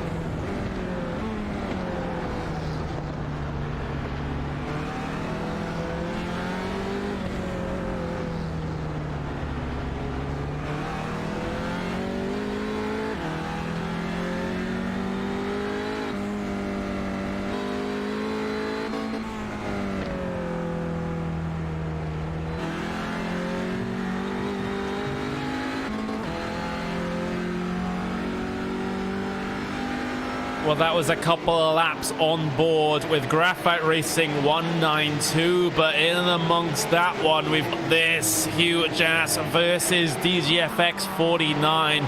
This is the battle for P3 in your Porsches. They've been going at it hammer and tongs for the last couple of moments, and now we bring it to you on RaceSpot TV. You can see DGFX angling their way in, trying to find a line in through that turn 4, looking to try and gain the exit speed off the corner. Absolutely crucial to try and pull off a pass down in towards turn 5. Avoid those Miatas on the outside. Get yourself to the inside to try and get yourself into the corner. And, well, right now, DGFX, they haven't been able to make much progress. They haven't been able to get themselves past that Nate Franklin piloted huge-ass Porsche. But right now, this seems to be where all the battling is at, Nolan. It certainly is, and one lap ago, just one turn before this one, they actually went side by side so close that Richard Skender ended up having two wheels in the sand on the outside of the run between 5 and 6. So this battle is certainly one to watch. And again, this is for third place overall. So definitely the one to watch right now. The Porsche runs a little bit wider. That'll allow the DGFX 49 Motorsports car to close ever closer to that back bumper. And that huge-ass car doesn't have to worry about being penalized for the incident with one of the leading TCR cars just a bit earlier on. That one was ruled as a racing incident by the stewards, so they're able to continue on where they are, continue on fighting to stay on that podium. You can see how much mid-corner speed DGFX 49 had there, and a little bit of a twitch from Huge Ass off the corner as well, as these Porsches get very, very sketchy towards the end of the stints here. Again, having to go down the inside of the Mazda on the way through the hairpin, and well, Huge Ass keeping themselves ahead right now, but that DGFX car is certainly looking very, very quick. They've gained marginally over the last 2 laps, but to gain any more, they have to get past. That's basically what that graphic is telling you. Yeah, that's basically what that is, because they're right on the bumper. You can't get much closer to that in the Porsches. If he wasn't in closer, he'd be lunging up the inside into the corners, trying to make something work. Next passing opportunity will be coming up here on the front straightaway. So Richard Skender is going to need to get a good drive off of the final corner. And indeed, he does get a good drive of the final corner. Ooh. No, but ruins it by going into the gravel trap. He still has some speed here on the way into turn 1. You can see the big move towards the inside. Is he going to sling it in?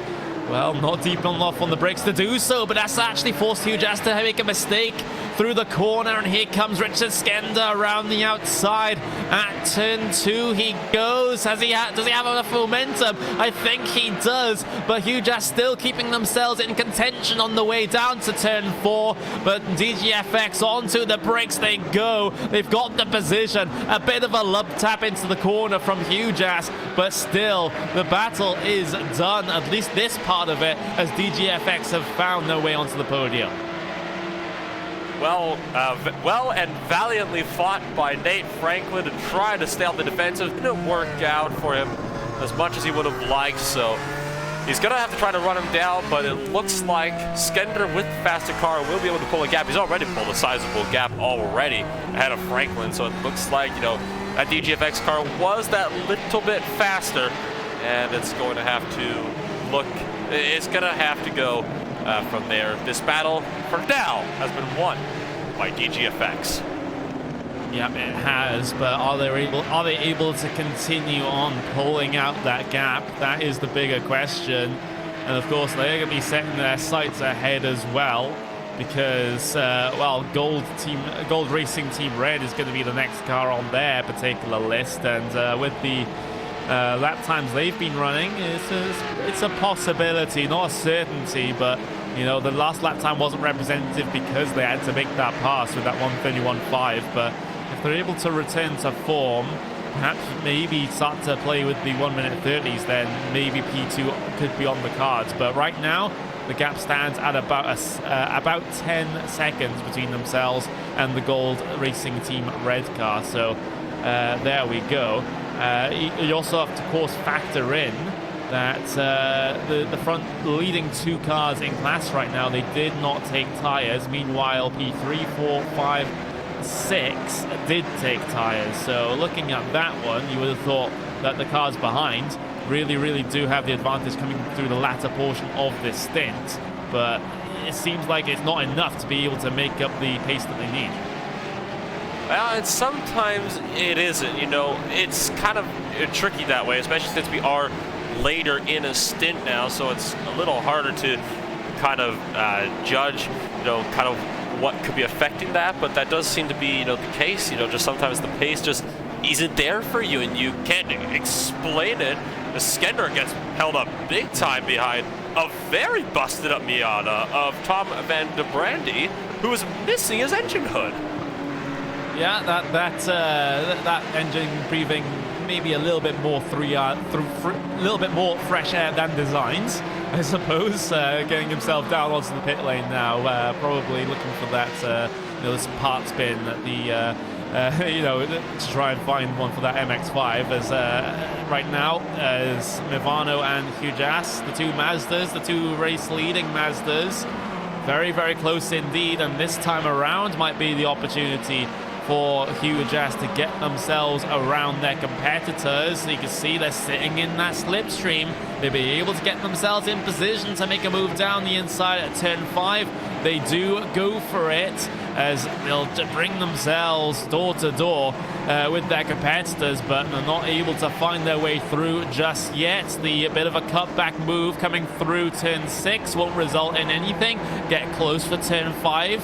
Still piling on the pressure to that Mivano car, but Coffard not really able to do anything at this stage. It's all a big amount of, well, huge amount of pressure being piled onto Mivano, but Hawken dealing with it well right now as we ride on board with Coffard as we try to see how he negotiates this one. So Coffard still trying to get whatever ground he can on his Mivano opponent. Up ahead, gets the better drive off the final corner. Still tucked in behind that slipstream, definitely carrying just that little bit more speed. Down the front straight and makes the look, but then gets on the brakes a little earlier and then tucks back in line.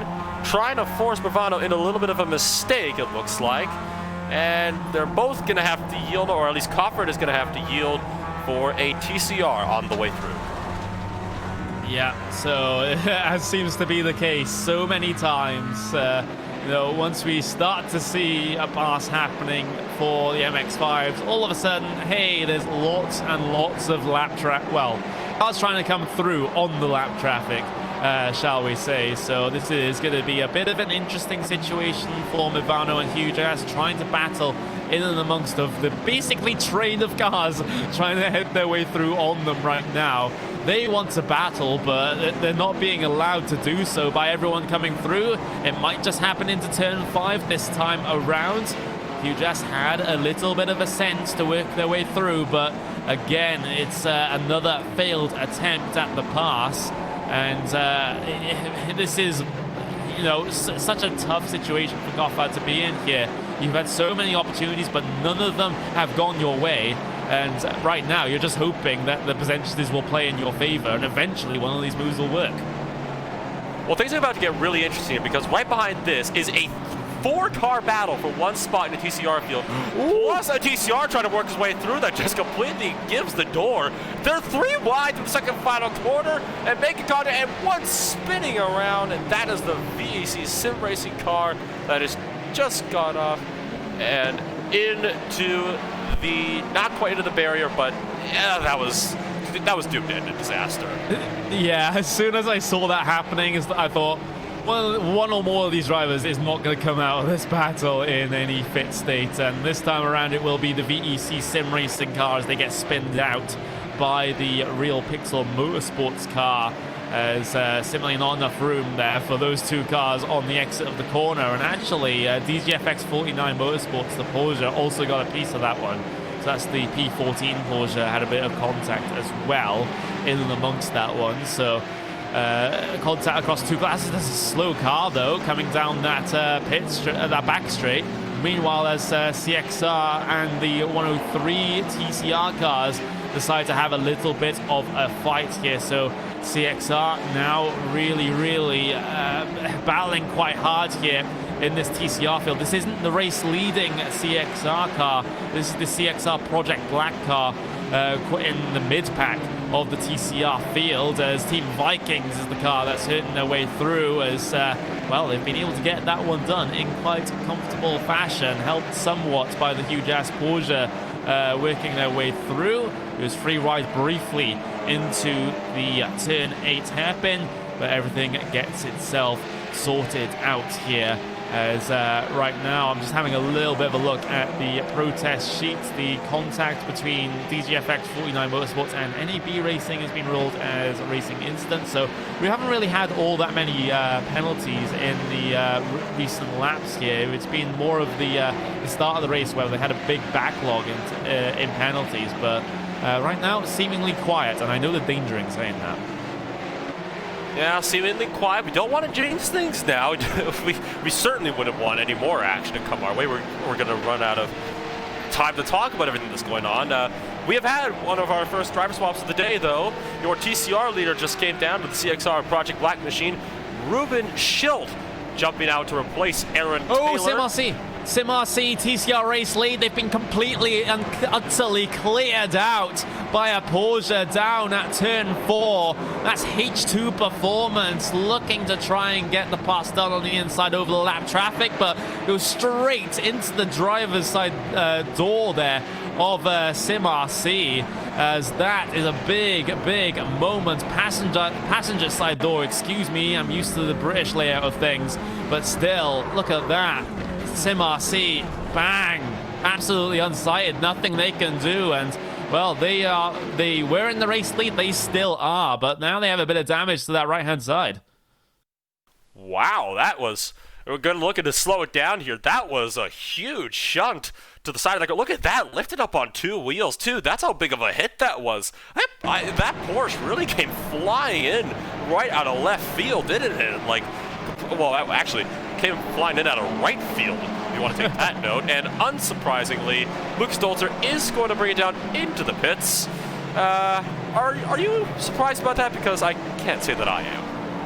Well, it's not surprising. I mean, it's on time for the pit stop cycle anyway, so it's not like he's going to become off cycle for the pit stop strategy as a result of doing this. It's just a benefit that he can maybe get a little bit of damage repaired. They will go for the driver swap as well, so Patrick Young going to be behind the wheel of that one, so he will be finishing off the race presumably for Sim RC, right bang in the middle of that 45 to 55 minute pit window, so this should be good until the end of the race. It's going to be a bit of a battle that we're seeing also in TCRs, a bit of a battle in Porsches as well, as everyone seems to really want to get themselves going forward here just before those final couple of pit stops. We're having a look at the battle, one of the battles in your TCR class on the way down in towards turn 5. So this is going to be for positions 34, 35, 36, 37 overall. As involved in this one, we get to talk about it finally, but E-Team Brit, of course, a car that's it's highly piloted by drivers with various disabilities. So this is a really interesting one here, and they seem to be doing very well, you know, considering what they're all having to deal with behind the wheel of that Audi. And you know, it'd be very good for them to get themselves stuck into this particular battle to show us what they're made of.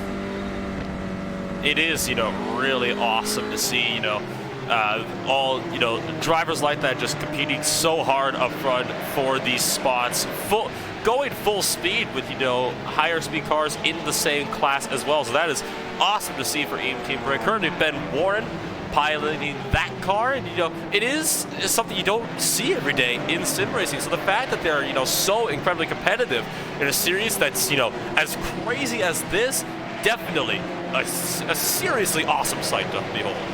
Yeah, it's great. You know, you see disabled drivers competing in the real world thanks to various modifications that you're able to do with the car. You know, hand controls is an example of one of those, where you can have the throttle and the brake on your hands if you've lost the use of your legs, for example. But you know, these guys showing that you can do the exact same thing in sim racing, and arguably sim racing is a little bit more accessible for them due to the amount of modifications that they can do to their PC setups. For example, there's only so much you can do when you have a real cockpit of a real car. But when you have all of your own equipment and you can come up with your own methods of dealing with things to make things more comfortable for you, then arguably this is a lot better for people with disabilities. You know, it really much is, and it allows them to, get the thrill of it without having to go through any of the danger. And it isn't the most, costly thing to do either. Like, it is truly something else, how far technology has come and how far things can go, as the real pixel motorsport car from Wolfgang Wildenauer is going to come down to the pits now. But it is just truly astonishing what technology can do for people with disabilities, and how it can just help people to experience the same thrills as everybody else. It's something else, and it's just awesome. Yeah, it is great to see as Ben Warren will continue on his way here, of course, going side by side with the Porsche on the exit of the pit lane there. That's one of your leading Porsches, the huge ass car, having to come down in and get their final pit stop service done. We are waiting for basically the rest of that Porsche field to head their way in. It's basically Hell Racers. We're waiting for Fisher Motorsport, Racecraft Esports as well to head their way in. As right now, once Team Hell Media have completed their pit stop, I think there will be Huge Ass Motorsports to the front of the field, if I'm not mistaken here. So they've made great progress as part of that Porsche class. As now, I'm having a look back towards TCRs because, whenever we need battling, TCRs is usually where you decide to look. And right now, there are a couple coming down in that mid-pack. Just cycling myself through to get to them, which is quite hard to do sometimes. But there we go. As right now, just having a little bit of a look at the cars of SRT Esports, Real Pixel Motorsports, Evolved Racing Team Red, all relatively close on track together, as we have a penalty coming through for the Gold Racing Team. It's been judged as a stop and go penalty for them, so the number 2 has to bring that car down onto the pit lane. That is Jeffrey Garzado that has received that penalty. Reason was for causing a collision on the back straightaway. So again, not the start to their day that they wanted to see. That car is down in the pits already and completely mangled. Yeah, that Porsche not as it rolled off the factory floor. So I doubt he'll be able to even serve a penalty at this stage, let alone get himself towards the end of this race. So that will have to be judged post-race, unfortunately for them. Meanwhile, you can see the 22 and the 97 Porsches here, and that's Gold Racing Team Red down the inside at turn 5. Bit of a contact off the corner. That's the Meraki Racing car that bore the brunt of that one. So that's Gold Racing Team Red now up into P6 in the Porsche class. Well worked pass on them, a little bit scrappy coming through the exit of the corner, but love taps are all fair and game, at least as far as I'm concerned. Oh boy, here we go again. More lap traffic getting in the way of your lead lap cars, and of course there's cars battling for position up in front of here as well in your TCR field. That's your 3-way battle for 26th overall that they're coming up on now. And of course you have cars like Elliot Roberts for Artifact Racing and Richard Skender for the DGFX machines. They're trying to get involved in this fight as well to make it a 4-car battle for 6th. Look at this. Barak is going to try to look at the inside, gets into the grass, but has to back out. Yeah, I mean, he was looking for the opportunistic move while Gold were involved with trying to get past those TCR cars. As we see Artifact Racing as well, this will be a battle for position for them as well. They're trying to squeak their way through, won't do so just yet.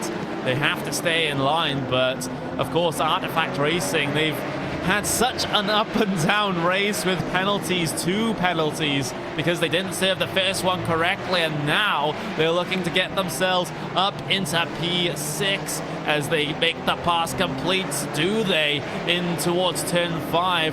Have to wait a little bit longer to be able to do so, but off the corner they get themselves ahead. So up into P6 they go, and they might be on for a top 5 finish here despite all that's happened to them.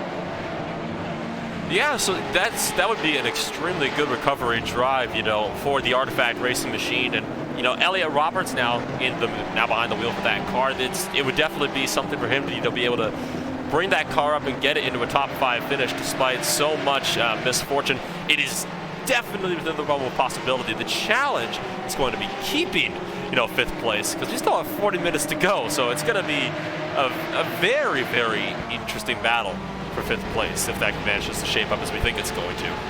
And well, it might be difficult for them to get into 5th. It might be difficult for them to hold on to precision as well at the end of things, because they do have to come down in and get a final stop done. I don't think they've done so just yet, but still a decent recovery drive for Artifact Racing. Of course, that you know, it's all been self-inflicted. You know, if you consider jump starts, you know, they're in control of their own destiny on that one. Let's look at that! Wow, look at that down the inside of the Mazda coming through turn 4 from way, way far back. That one's an interesting one, and Elliot Roberts certainly holding no prisoners when it comes to the lap traffic here.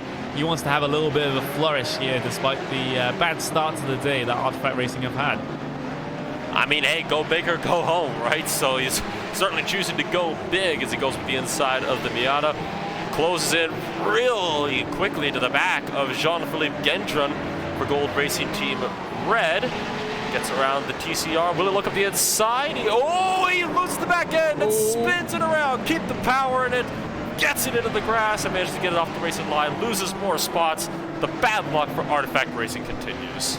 Yeah, it was just a bit of a lock-up on the brakes into turn 8 that, well, unfortunately for Elliot Roberts, has resulted in a spin. It forced Gold and SimRC to try and take avoiding action on the outside, but no one else getting caught up in that one, which is what we like to see. So Artifact Racing can get back going and no one else is impeded. But car coming off the pit lane here directly into traffic might cause a couple of problems, but drivers well aware of that fact of that CXR car coming off of the pit lane. Artifact Racing trying to get past the TCR car as well. That's SimRC ClubSport, which is one of your front runner TCR cars. Just a couple of moments, well, sort of in the middle part of the race, but they've fallen by the wayside. It looks like a little bit here, as Patrick Young having to drop those couple of positions. He's got one extra stop compared to everyone else here, it seems, so we'll have to see how that one works out for him coming towards the end of the race. As right now, Huge Ass looking to make progress once again.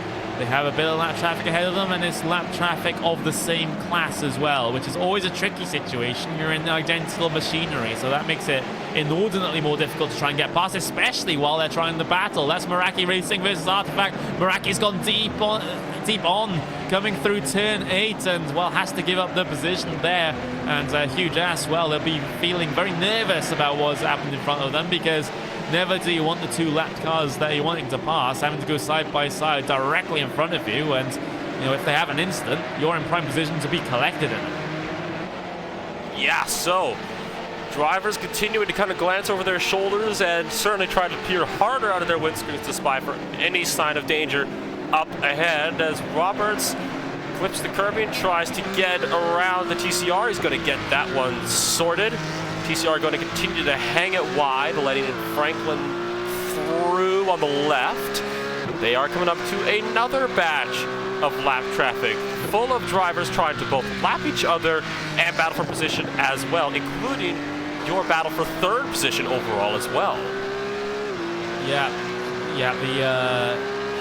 It's the Gold Racing Team red car and the DGFX 49 that are going to be battling it out here. So that's going to be a bit of an interesting one, all things considered. As Huge Ass trying to work their way through. That's VEC Sim Racing they're currently trying to deal with, as they'll get through rather comfortably. So yeah, the next car down the road is that Artifact Racing car, which is the next target for Huge Ass. We've also got DGFX and Gold. So, for Huge Ass, it's going to be positions potentially up to P3 that they'll be able to get before this race is done here. They're all in quite close proximity. So very, very close proximity still in all of these battles, and certainly plenty of time for different battles and wars to heat up on the track as well. We are closing in to the final half hour of today's race. This is going to be a very interesting finish, to say at the very least, as we look up front to your battle for third place overall, just half a second apart.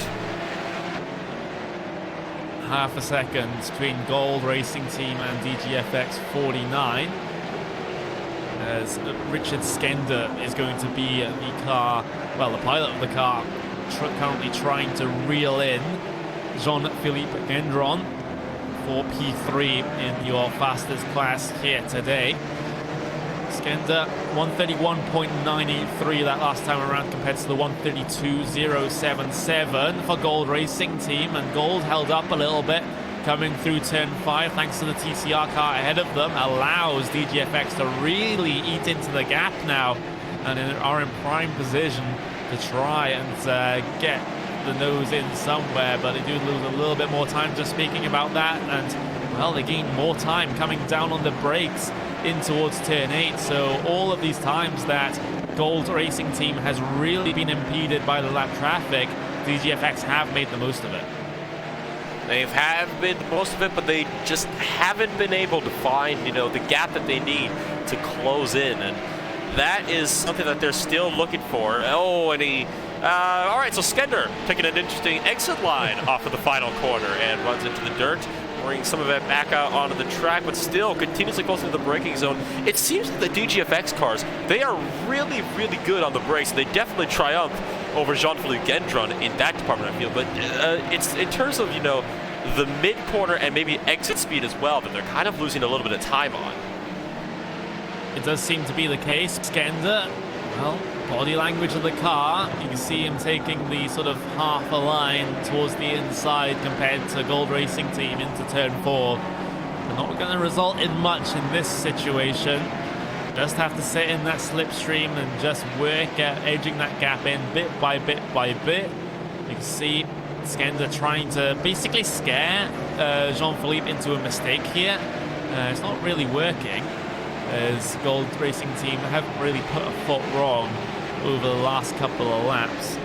We do have a unsafe driving penalty being given to the CXR Project Black car, so that's the 299 car, which is the MX-5 currently towards the back of that field for unsafe driving. That's a 30-second stop and hold, which is a very, very long one indeed, but not as long as what the DGFX 49 Motorsports number 47 car had to deal with. They had a 60-second stop and hold for an unsafe rejoin. So there's some major penalties being given out at this late stage in the race. Some serious penalties as well, and in fact another one just given out as well to Neil Andrews, who was also a black flag for unsafe driving, and I think that was the one that you were mentioning. And then we had one a while ago as well, Sky Willis, who was black flagged for an unsafe rejoin of the track as well. So quite a few penalties being handed out now later on into the race. Definitely a little more unfortunate. Going to look further down the order now to your battle in the Miatas further up front between second and third place, just over a second apart, and as you'll see, has slowly been losing quite a bit of time over the past few laps. Yeah, it looks like right now the Bavano stranglehold on the top two, still looking relatively comfortable. It's Marcelo Pagnan currently leading the race in the 298 Mazda with Mivano 289 in second place. Of course, they had that penalty for registering with the wrong car numbers. So the car numbers in sim and the car numbers that you see in the top left as we look at the head-on down in towards turn 1, those are the wrong numbers that they've signed up with, which is why they had to start at the back of the grid. But regardless of that, they are now P1 and P2. So it seems like nothing can stop the Mivano cars, not even back of the grid starts.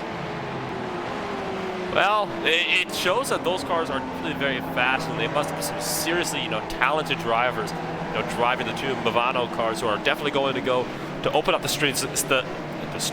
I know English. They're looking to open up the season strong with the good old 1-2 finish here at Okayama. And right now, if they can hold third place away from Hugh Jass, they are definitely in the perfect position to get that done. Yep, they certainly are. There's a couple of people in chat just remarking about how many times I say Hugh Jass. So, it's a fun team name to say, and we're not going to avoid it like the Radio Le Mans people did. So, they said HJ Motorsports. No. You have to say the full name. It's the policy.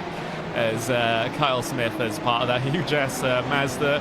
Currently in P3, trying to work on trying to catch up to the two leading Mivano cars right now.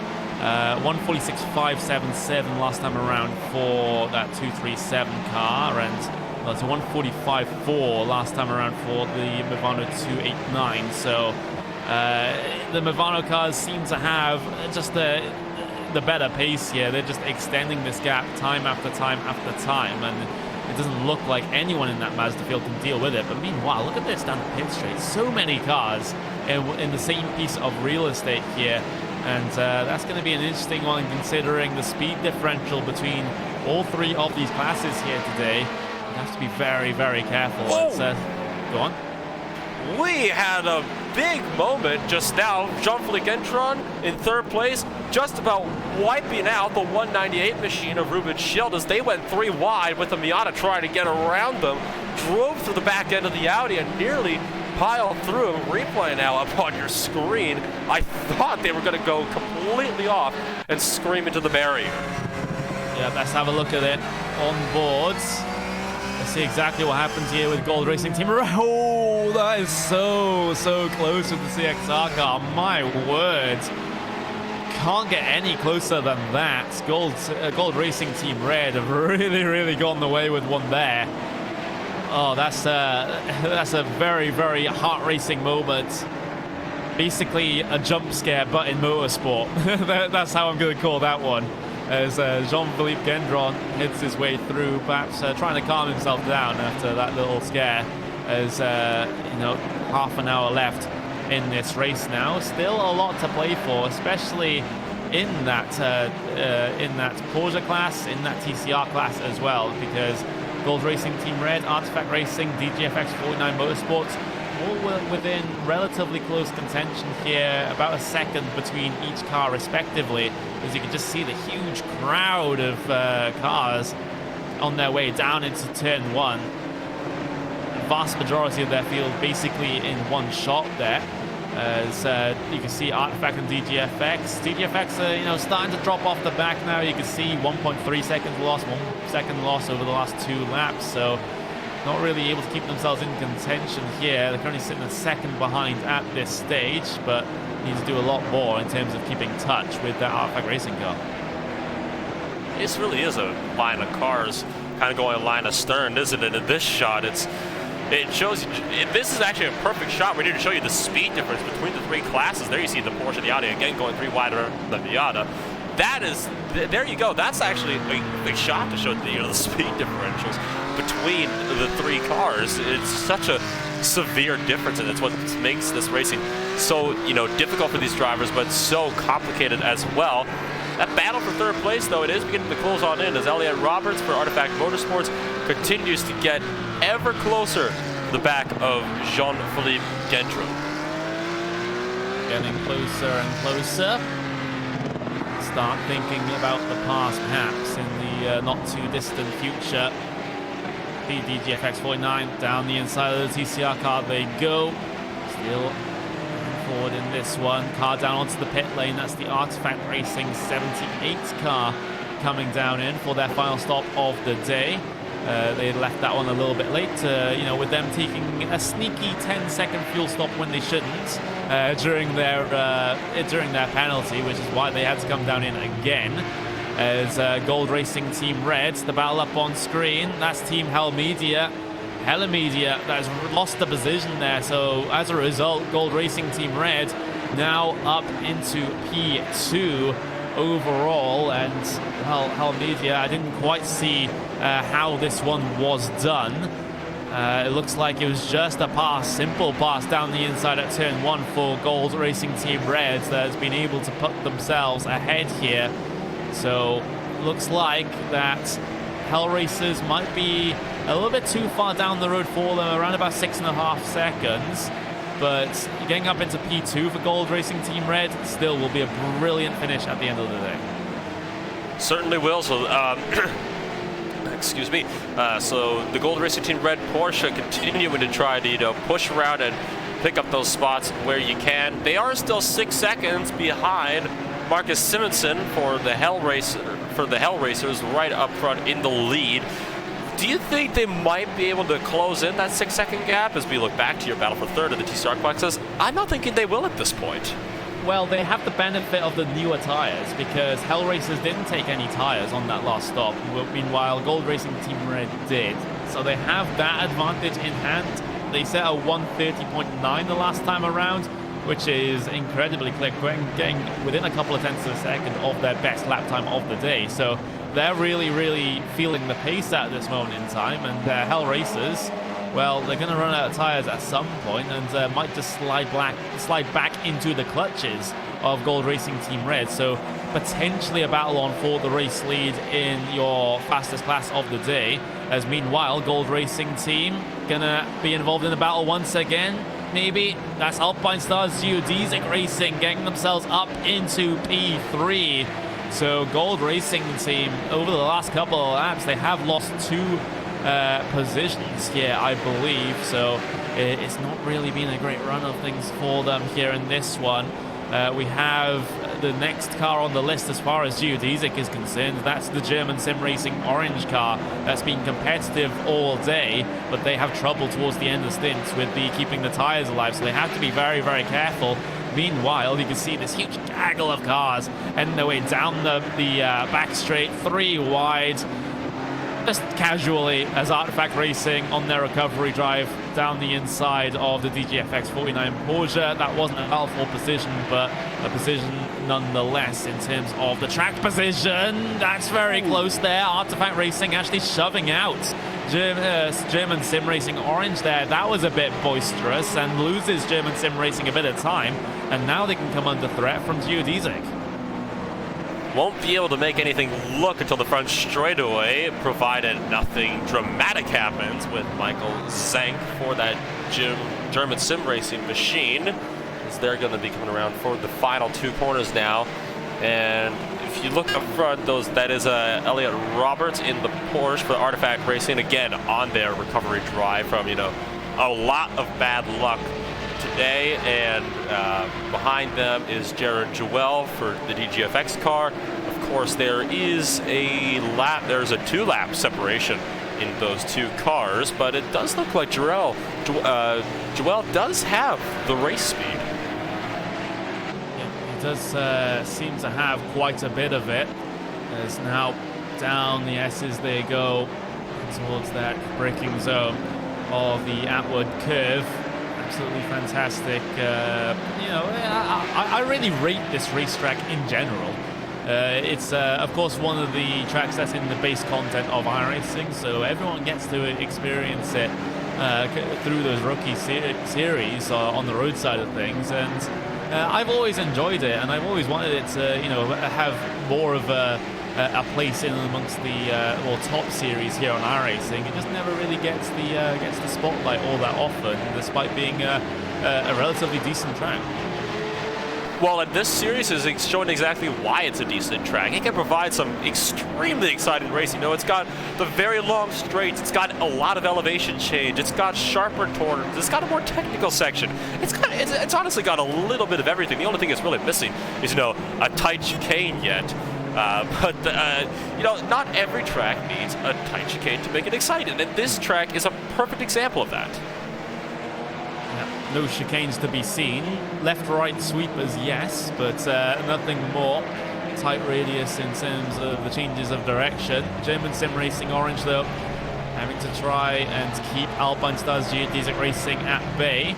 Geodesic 7.5 tenths of a second gained on lap 72. And it's going to be another gain here on lap 73. Graphics haven't quite updated, but it's a tenth of a second gain on this last lap for Geodesic Racing. So keeping themselves within range, keeping themselves within that draft, and that's kind of all you have to do. Is a car off ahead of them, though. That's Kalioth Racing, the 263 that's had a couple of problems there, that Mazda, able to rejoin the racetrack, but Geodesic positioned for a move into 5. Don't think they're going to be able to do so just yet. Just biding their time. They still have about 21 minutes remaining, so there's still a lot of time for Geodesic to make this pass. They don't really have to rush things, considering that CXR Project Black, well, the race leader, is about 8.5 seconds down the road, which arguably might be a little bit too far for 20 minutes remaining. Yeah, so it's looking like the race lead is beginning to be get settled just that little bit more now, and it is kind of the way that things tend to sort themselves out as you continue to look at your battle for that second place in the TCR category. It's Blake that continues to try to find a way through that German Sim Racing opponent up ahead. He's going to be within the slipstream, though. Might be able to make it into turn 1 if he can get a good drive. Might be able to. Geodesic keeping themselves in that draft. Just keeping themselves in contention. You don't have to go for any risky moves at this stage. Maybe when it gets to a couple of laps to go, you start thinking about moves you wouldn't think about for the middle and the early part of the race, just in terms of desperation to try and get yourself by. Geodesic just waiting for a more obvious opportunity to be able to do this one.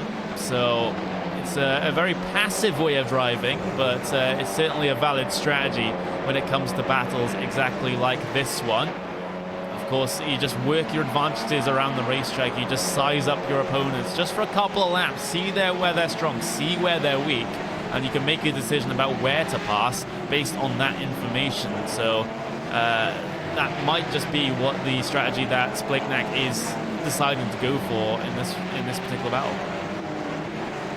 Very much so indeed, as even closer now down through the corner.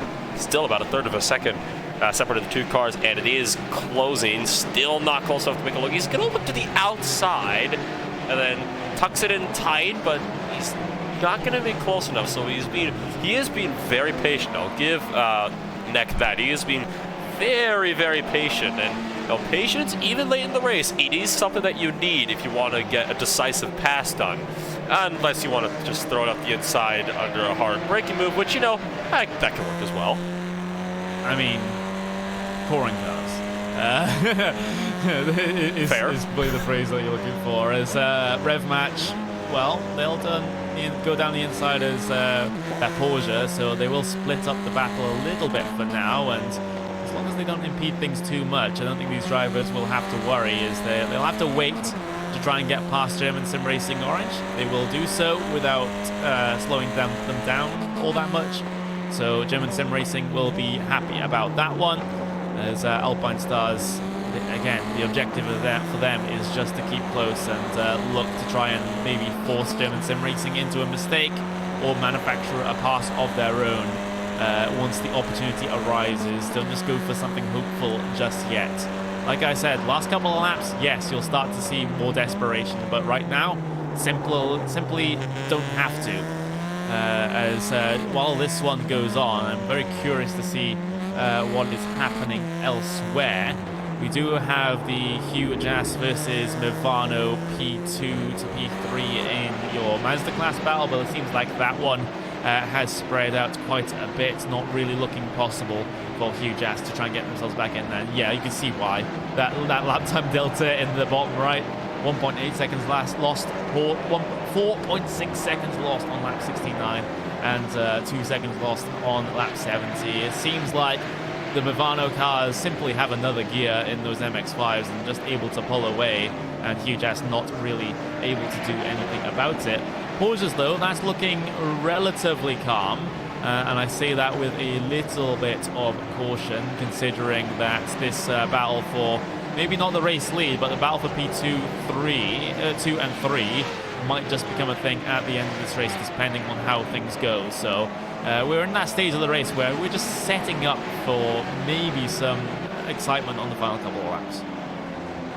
Sometimes that's what you need to do. You need to have the calm before the storm. And that is what this whole race has been building up to. It's been really stormy in many different ways throughout this entirety of the race, throughout the past 2 hours and 10 minutes. And for the final 16 and a half, we are definitely looking to be getting into some bigger storms. It tries to look at the inside, and we'll get that done. Yeah, it's pretty simple. Well worked pass. Nothing else you can say about that one. Can't, you know, it's not a pass that I can get hyped up about. He just made it look so easy, you know.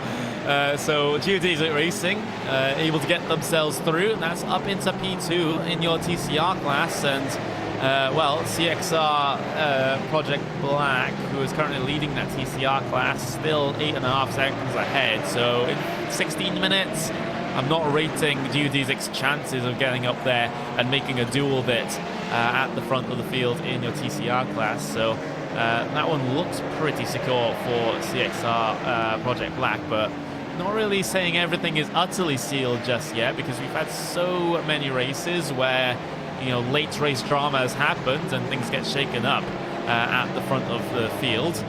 So we just have to wait to see what happens there. And there's also an entire possibility that German Sim Racing might be able to come back at this position, but with the gap that Geodesic's been able to put over them already, it's not looking likely. So still looking more and more unlikely that, you know, battle will be able to be, or that any positions will be able to be made up, as the gap between Michael Zanke and Blake Neck continues to stretch out, now between the battle for 20th overall and 30th overall. Look at that. Anders Christensen in the Porsche trying to make his way through, and Douglas Rice in the touring car. You can see just at the top of the shot there as well. Absolutely. So Geodesic trying to work their way through on same car traffic, same class traffic. Always a tough situation. You will show the nose towards the inside and, well, forces CXR Project Black, the 199 car, not the CXR car that's leading this race, forces them to go wide through turn 8. Meanwhile, P7, P8 in your Porsche class. Well, Artifact Racing, it seems like they've been involved in everything here this evening, and looks like they're going to get involved in something for the end of the race as well, as they try to haul themselves up into 7th place. Of course, those 2 penalties certainly haven't helped things, and now they look to at least try to secure a decent haul of points here. P7 will be a very, very decent finish indeed, considering what they've been through throughout this race. Look how close they're getting coming through turn 7. That's very close. You can almost see that they're touching coming through there. They have to go down the inside of the Mazda. There's a TCR ahead that they have to be concerned about as well. And here we go. Oh, that's a big, big punt there as 84 gets spun around and, well, facing in the wrong direction. He has to get that car spun back around, but Fisher Motorsports, nothing they can do. They just got completely rammed from behind. Oh boy, they were getting so close to the back end of... They were getting so incredibly close to the back end, and that was just, oh boy. And then it just all went so wrong as you see on the replay. Benjamin Fisher manages to get that rolling again, but that was a disaster. Fisher takes it down into the pit lane now. Oh my goodness, that was again, we have to have the calm before the storm, and unfortunately that storm ended with the crash of thunder and 2 Porsches colliding.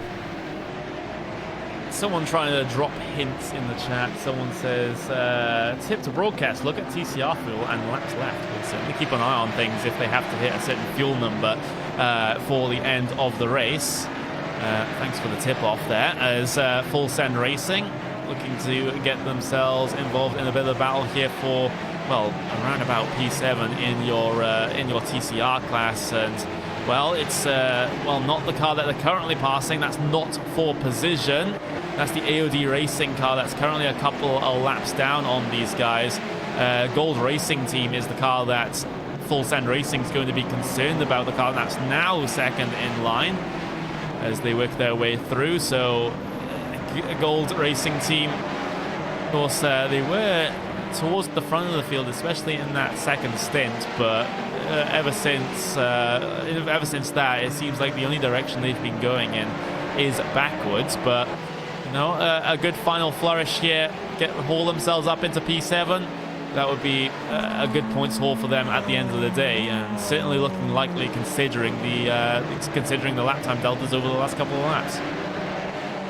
Certainly, to say the least. And you know, when you're in a race, when you're in a series where there's so few races, like I'm counting them up here. They've got 1, 2, 3, 4. You only have 6 races in this season. So when you're in a series like that, every single point can matter, and it can be, which means we can have a whole lot of points shuffling in between races, as well as, oh my goodness, Dean Ledger nearly getting punted around by Dennis Ippenberg for the Gold Racing Team car. And of course, Ledger is going to go hard on the defense as they come down towards the hairpin bend, slowly transitions back to the left, but then keeps it on the right, really late on the brakes, goes the Gold Racing Team car and cuts it in too deep, and Ledger hangs on to that spot for now. Yeah, he does. Full Send Racing, well, they're having to defend from the full sends of Gold Racing Team right now. Coming up to 10 minutes left remaining in this race. It's going to be around about 6 laps here for at least the TCR cars to get themselves to the end. Of course, that can change depending on the timing that the overall race leader comes across the line. So you do have to be careful. Make sure you have enough fuel to get yourself to the end of the race, and it's usually good to put in a lap extra fuel than you think you need, just in case you get that unexpected +1 lap right at the end. So if it's possible, do overfuel slightly here on this final stint if you can. But there we go, Gold Racing Team. Look at that big old move down to the inside of turn 1. Not able to complete it though, but that was a big statement being made. Well, I'm going to quote you here and say touring cars. That's touring car racing for you. The battle is continuing to heat up. He clearly wants to get away through. He even looks at the inside when there was no chance of even going for a move. So he is definitely trying to go, Dennis Sittenberg, to get that spot no matter what. No matter what. He's basically saying this spot is going to be mine through one way or another by the end of this race. And we have less than 10 minutes to go now. Slowly but surely running out of time. Looks it up the inside. Can he make it work this time? Nearly makes contact. Could have been a sheet of paper in between there, but no. Ledger hangs on. Name that Gold Racing Team Full Send Racing and not the car ahead, because that's exactly what they're doing right now. As Eipenberg trying to work his way through, and here comes a Porsche that might just open the door for Gold Racing Team. Not quite in the position to capitalize on that one, as the Porsche has to go the long way around at turn 9 now. Able to squeak their way on the exit. The TCR car didn't leave them a lot of space there, and actually caused them to make a mistake through the penultimate corner. Now Gold Racing Team in prime position to work their way through and try and get a good run out of the final corner, which they do so. Forces that full send car to go very defensive right to the pit wall on the main straight. Gold Racing team having to go the long way around. If they're able to keep track position here, they have the inside for the next corner. They'll get leaned on, though, coming through the exit of 1 and into 2. They make contact yet again. Full send into the gravel, into the barrier they go. That is Gold Racing team through, but I think the stewards will have a look at that. Oh, that was just inevitable. You could just tell they were getting so close. I was surprised they didn't bin it coming off of turn number 1, and they made it to turn 2, but there was just no way that that was going to end with both of them, leaving there side by side. And sure enough, it was Steen Ledger to go right side square into the barriers. I don't see a lot of damage on the side of that car, though, which is the good news for Full Send Racing. They could very well work their way back up through to the front. Graphite Racing down in for a splash and dash towards the end of the race here, and this might be where it gets concerning for a couple of TCR cars. Do they have enough fuel to get to the end or not? That is the big question. Graphite Racing certainly didn't feel that they had enough to go to the end, and well, with coming up to 6.5 minutes remaining, now you have a slightly different doubt in some of the TCR cars' minds. Do you have to come in for the splash and dash? Are you okay to get to the end on the fuel? That is the big question. And well, right now you can see that Graphite Racing car out there on circuit, just trying to get themselves back around. Having a look back, though, you can see CXR doing an absolutely fantastic job right at the front of the field. Have been for the vast majority of this final stint. Hopefully they don't have any fuel concerns coming towards the end of this one. We'll just have to wait and see. They do miss pit lane this time around, so they don't seem to be panicked. They are running still very competitive lap times, on pace with pretty much everyone else. There's no one I'm seeing that's going into basically mega fuel saving mode, so we should be okay, touch wood, but with that one car coming down in for a splash and dash, you never know.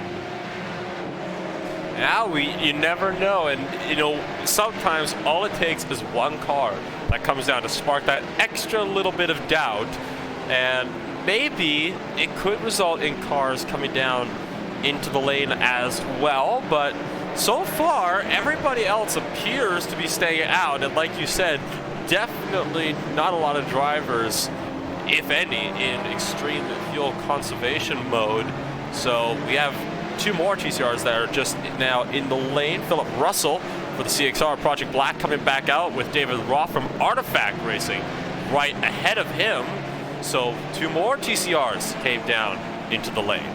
This is now going to get fun, I suppose. Maybe not fun for the drivers, but certainly fun to try and figure out what is going to go on here in the TCR cars for the pit stops towards the end of the race. The splashes and dashes, just that few laps of fuel and go.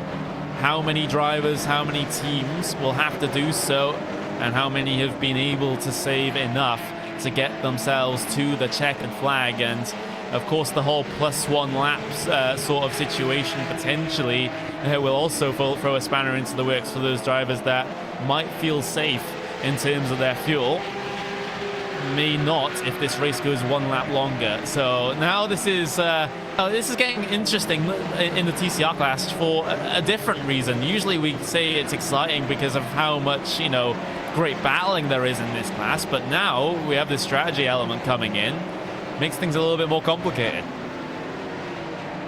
There you see the graphic at the bottom of the screen for the TCR class. 8 seconds separating the CXR Project Black car from the Alpine Stars Blake Neck.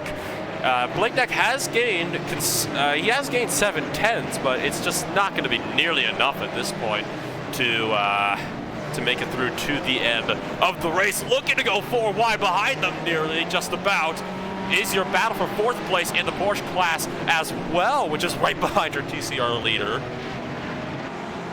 Yeah, well, a lot of cars in the same piece of track there, working their way through. Battle for P4, battle for P1, CXR Project Black, Alpine Stars, Geodesic Racing. That's the battle that I thought wasn't going to happen once Geodesic got past German Sim Racing Orange, but they've been able to make it work. They've been able to reel that CXR Project Black car in. And now the gap is down to a couple of tenths of a second. And CXR Black, race leader in TCR, they're going to have to come down in for that splash and dash right at the end of the race. Geodesic Racing, do they similarly have to come down in? No, they are out and staying out at least one more lap here. Can they go to the end? It might net them a race win if they're able to do so.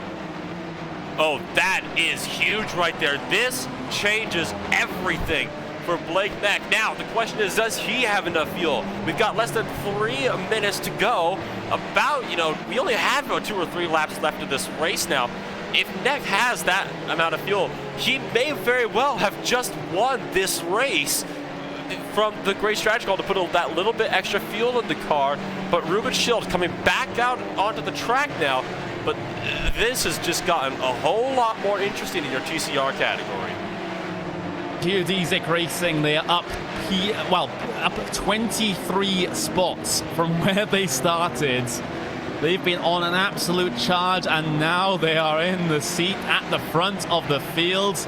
But do they have the distance? Do they have the mileage in that Audi? Can they go the distance here is the big concern. I'm just going to listen in to hear if they are fuel saving the hell out of that car. I'll just stay quiet for now and we'll listen to them into turn 8.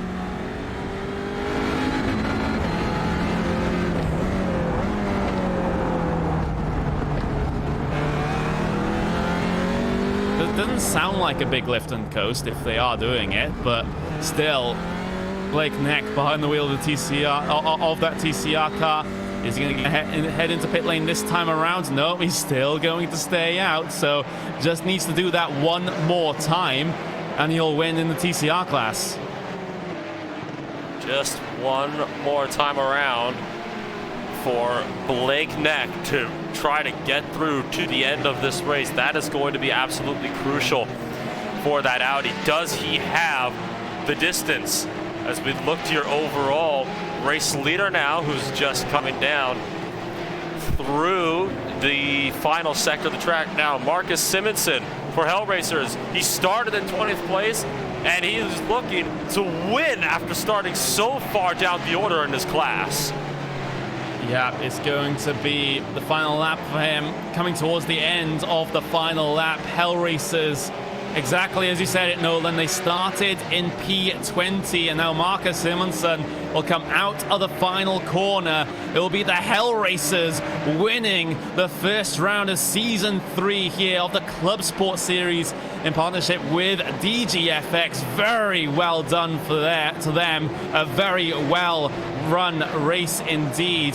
Geodesic Racing still out there in P1 in TCR. Vivano still P1 in MX5s as well. But can Alpine Stars Geodesic go the distance here? It looks like they should be okay in terms of the fuel. They were basically gifted the race win here today after the race leader had to come in for a last minute splash and dash. Alpine Stars Geodesic Racing, Blake Neck through the final corner, and Geodesic Racing will win here in the TCR class for the first round of the season. The 2.4 hours of Okayama.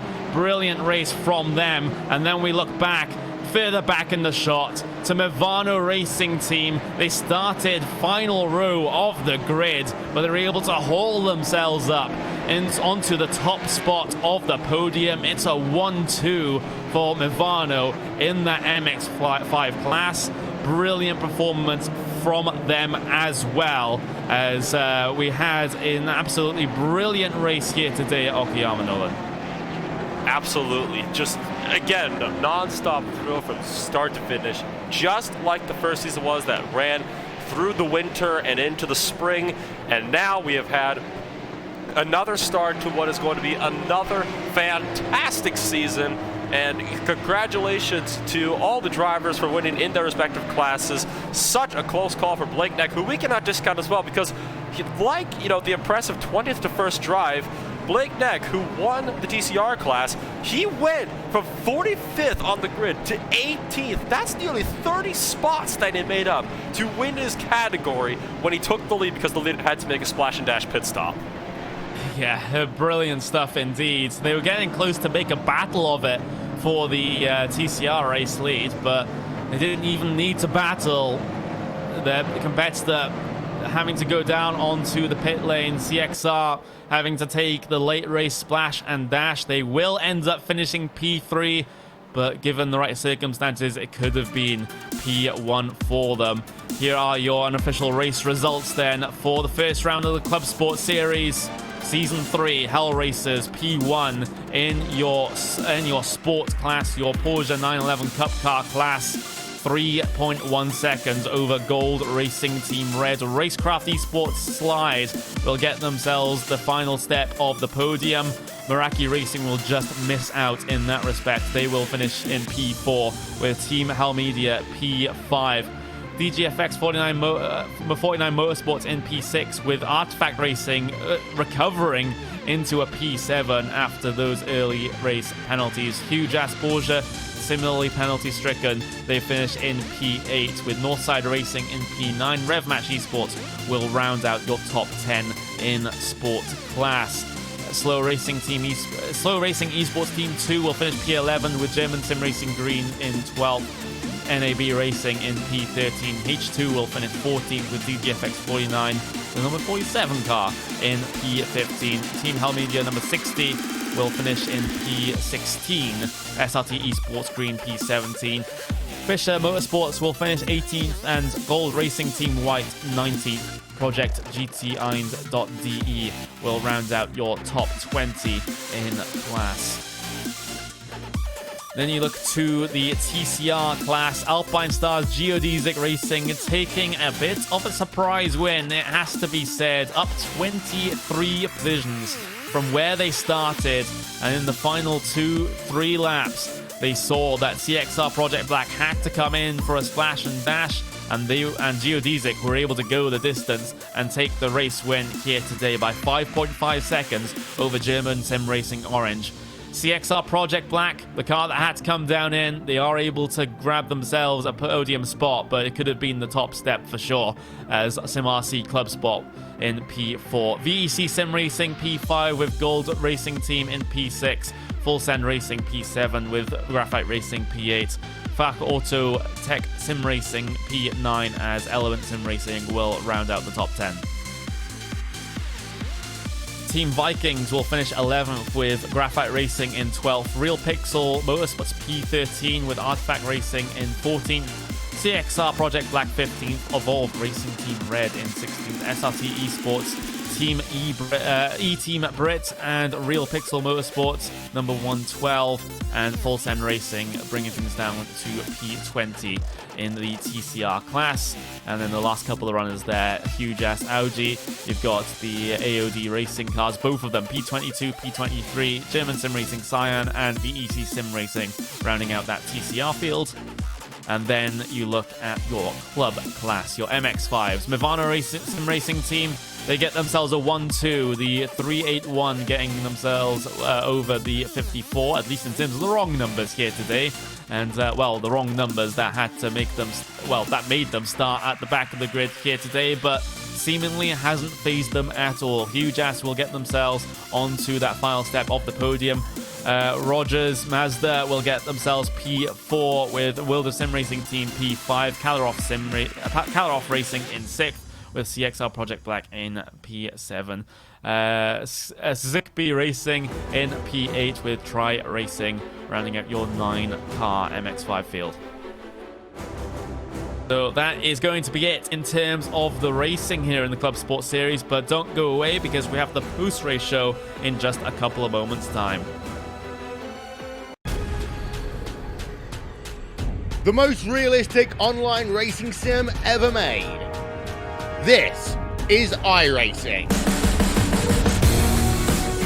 Detailed laser scan tracks, fully dynamic real world cars, and over 50 series to choose from. 6 online world championships offering over $400,000 in annual prizes. This is the original esport racing game. This is iRacing.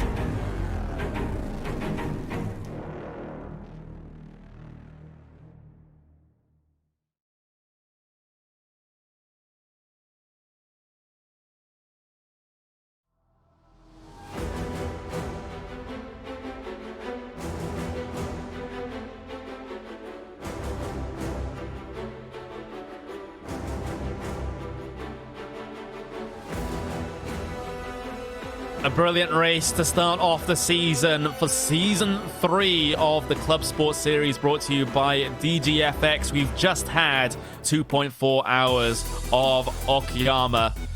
In your Porsche field, it was Hell Racers coming away with the race win in the number 16. Geodesic Racing will win in TCR, with Mivano coming out on top in your MX-5s. But first, we'll go to a representative of that Geodesic Racing car. It's the driver that came home and took the checkered flag for them. It's Blake Neck, as Blake... Well, that was certainly an interesting final couple of laps for you guys. You saw you were closing in to that CXR car, and then all of a sudden, that CXR car had to dive down on towards the lane. What were your thought processes when you saw that happen? I don't think he has a button bounce, but I'll go ahead. Oh, there and we go. for him. Yeah, we pretty much knew from the moment we stopped, actually before that, that if we saved one extra lap, we would have had a chance of winning. So that's why Blake didn't end up pushing too much for that P1. Well, he's back, so you can continue it. Sorry, it helps if I have the right button set. Yeah, it does help. I was just saying, just take me through your sort of feelings when you saw that CXR car having to take a late race splash and dash. We were a little bit surprised because we thought they would be close, but because the race went one lap less, I thought they might be able to make it. But yeah, they might have been able to make it, but they didn't. And you guys came out on top in this situation. And well, that's a brilliant performance considering you guys started in 23 places down on P1 there. So you guys had to do a lot of work during the race here today. How exactly were you able to make up all those positions? yeah, it was unfortunate due to the incident in qualifying that we weren't able to put in the time, but at the start it was just biding my time, making up spots where I could, holding back if I needed to, and just trying to progress as quickly as I could to get closer to the front of the pack. Yeah, you have to really put in those hard yards. As Raf, coming on to you, you took the sort of the middle stints for the car here today, and was it the same sort of situation as Blake? Do you just have to put your head down and just try and get as many passes complete as possible? I wasn't focused on pace per se, but it was definitely nice to be able to pass one or two cars. It was more a case of trying to have enough fuel for Blake's end stint, so we could maybe take a win, but that was basically it. Yeah, absolutely. And, you know, looking at the sort of later races in the schedule now, because you've gotten this brilliant result here today, and it sets you up in the championship quite neatly, but the next race that we're going to have is on the December 7th, and that's going to be the 4 hours of Brands Hatch. And for you, Raf, is this a track that's really suited to your style, or are you going to struggle a little bit there? Well, I still have to purchase the track, if I'm correct. So I definitely have driven it, and I definitely do like the track. We'll have to be careful with T1 extremely because of the understeer, of course. But yeah, I think it's going to be a fun one. Yeah, I think it's going to be a fun one as well. It's going to be a very short circuit with a lot of cars. And Blake, we saw, you know, how contentious that could be at any racetrack, let alone whether it's long or short. But short just, exacerbates the issue with everyone in such close quarters and, lapping procedures going on left, right, and center. Are you feeling confident in terms of having to deal with that next time out, or is it going to be a little bit more concerning for you? I feel confident in our abilities to handle the traffic a bit well. It is a track that will be hard for passing and all the traffic in general, but I think we might do quite well. Yeah, it looks like you guys, have gotten yourself off on the best foot possible for the first round of the season. Is there anyone you want to thank before we move on? Yeah, I'd like to thank a couple people. First off, of course, Alpine Stars, GoPro, Turn Racing, SimLabs, and ATK PLN, and of course Blake for putting in those amazing stints.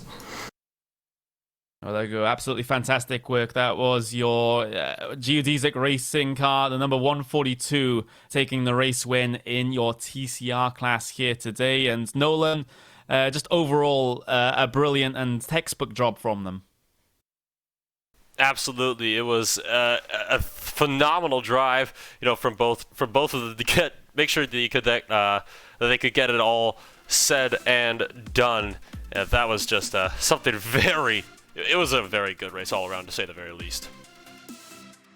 Yeah, it very much was, and especially in that final stint where you're going to be marginal on fuel, and just keeping your composure and really just saving the car early on, because if you're going to be hit or miss in terms of the fuel, it's important to realize that early and start managing the fuel straight away, rather than realizing it halfway through the stint and having to massively fuel save through the last couple of laps. And it's what they've been able to do well. Just recognize that early, know what the game plan is, and it ends up working out for them. Yeah, sometimes, getting that little bit of extra fuel into the car, it can be what, gets you that win. And that's what got them their class win. Here today, they went from 45th up to, 18th overall. That's a good 27 spots, if my math is correct. So their strategy certainly paid off for them. It allowed them to come through to the lead when CXR's strategy, unfortunately, fell through. So, but sometimes things just happen to work out that way, and it certainly worked out that way for them here today. Yep, it really did, as we have another driver getting themselves into the commentary booth, and this will be a representative from Mivano Sim Racing team. It's the, what was going to be the 289 car, but ended up being the 54 car. It's going to be Rahim Fezui, as probably I've butchered the pronunciation of that name, but still, Nolan, you're going to take this interview, so I don't have the embarrassment. Oh, all right, then. Sounds good. Thank you, Connery. Now, Rasim, first of all, congratulations on the 1-2 finish for Mivano Sim Racing. Much smaller Miata field, but to come away with a 1-2 finish after both cars started at the back of the grid, that's got to be quite an achievement for you guys. Yeah, it's been a great clean race on both ends. We had our moments, but we make sure we were staying focused and we were respecting our strategies, and it turned out well. Turned out really nice. We saw quite a few hairy moments between, yourself, between all the drivers actually, as well as the TCRs and the Porsches all trying to lap each other and fight around for each other. We also saw that it often became difficult for you guys down in the Miata field to get close and battle with each other because you had the TCRs and the Porsches constantly splitting you guys up. Did that kind of affect how you guys played your race out? Yeah, well, it's all different cars. TCR front-wheel drive, the Porsche long braking distances, the Mazda is super twitchy on corners. So having this combination, it's all about trying to maximize the time of the overtake. So yeah, but in terms of strategy, no, we just raced our race and we knew it was part of the race. So if we had clean air, we just lock in the lap times, and if we have lap traffic, we make sure we're clean and we're effective. And looking forward to later on in the calendar to the 4 hours of Brands Hatch coming up in December. Since you managed to pull together a 1-2 finish at Okayama today, are you going to be aiming to keep that streak up come the next race? Yep. We'll stay focused. We'll get the right car numbers, and all jokes aside, we're just gonna practice like we always do at the Movano Thrustmaster Racing team, and we're looking forward for the next race at Brands Hatch. Focus, practice, and precision can always, make or break a race. In this case, it certainly ended up making your race. And before we let you go back to your team, did you have anybody that you wanted to shout out today? Yeah, I wanted to thank the Movano Thrustmaster Racing team and all the guys racing today and racing in general in the team. Great support part of this team. I'm really proud. And also I wanted to thank the Racing Esports Network and RacePal TV for the coverage. And I'm looking forward for the next race. And that was Rasim Fezui from Movano Sim Racing Team with their beautiful 1-2 finish here in the 2.4 hours of Okayama for the first race in the ClubSport series. Well, there we go. We have another representative from Movano as well, and this is the ended up being the race leading and race winning Movano car, Brandon Hawkin. Absolutely fantastic effort from you and of course your team here today, able to get that 1-2 finish for Movano. Just take us through how you're able to do things from the basically final row of the grid. Well, hey guys, that was that was fun working our way up the pack there. Marcello actually did most of the work from the beginning, but we knew we had the pace, so we didn't let ourselves get too worried, and we just did as we try to usually do. Yeah, and that seems to be going from basically dead last up into P1 and making it look very, very convincing at the end of the race there. You guys are seemingly able to put up half a second to a second or so over the rest of your competitors, and simply don't look back, especially in terms of the race pace, where you guys seem to do very, very well. And, at this stage, of course, you've won the first round of the championship. Your sister car has gained second as well. Surely you're, even at this early stage, looking very, very promising in terms of taking the whole thing by the time we get to Interlagos, right? Well, thank you. Yeah, for sure. We're definitely confident, but we can't get our heads too high in the clouds here, because huge ass man, they were really quick too. So, and we had a really good battle with them mid race. So we gotta stay on our game and keep doing what we try to do best. And we're really looking forward to Interlagos for sure. Yeah, but there's a couple of races in between now and Interlagos, one of which is the next one, December 7th, 4 hours of Brands Hatch. How are you feeling about that one? Oh man, actually, I didn't know Brands Hatch was the next one. Yeah, so I really love Brands Hatch, one of my favorite tracks. So we're looking forward to trying to do what we did today. But I just can't thank the guys enough. They did an amazing job, and Yeah, absolutely brilliant stuff indeed. And before we wrap up the broadcast here, is there anything you want to say before we do so? Oh, for sure. I'd like to thank my team, Thrustmaster Movano Racing. We did a really good job working together and getting that fuel strategy down. There was just a slight hiccup with the sister car, but all of us did a really good job and really had a really clean race. So thank the guys for that, and the series organizers, they put on a really good show, and you guys, of course, for the broadcast. We'll have to watch that later. And that's about it. Really, really good job from all of our competitors, and we'll see you next time. We'll definitely see you next time. Thank you very much. That was Brandon Hawkin as part of the Movano Sim Racing team number 298, taking the race win today here in the MX5 Club class. And, well, just to sum up this race, Nolan, especially in that TCR class, things absolutely crazy, passes and battling going on left, right, and center. We had a couple of bits of battling in the other two classes as well, in the MX-5s and in the Porsches. So I think overall, it's from most people, it's going to be a very well-run race. And, there are going to be a couple towards the back that have been hard done by a couple of things this race with all the incidents and whatnot. But I think overall, I'm going to give this race a pretty good grade. I would certainly give it I give it a big A from me. That's what I would give. This is an A in my book, to say the very least. The race itself was phenomenal. It was exciting. We had thrills, we had spills, we had passing, we had battling, we had pit strategy that came in right at the end as well. It was definitely a huge entertainment to watch. And again, the ClubSport series, they do that. They always put on a good show. I don't know what it is about it, but it's just such a good series to watch. And it's definitely going to be a lot, it's going to be a whole lot more exciting now that, touring cars are involved, especially come Brands Hatch. That's going to be a very interesting race, to say the very least.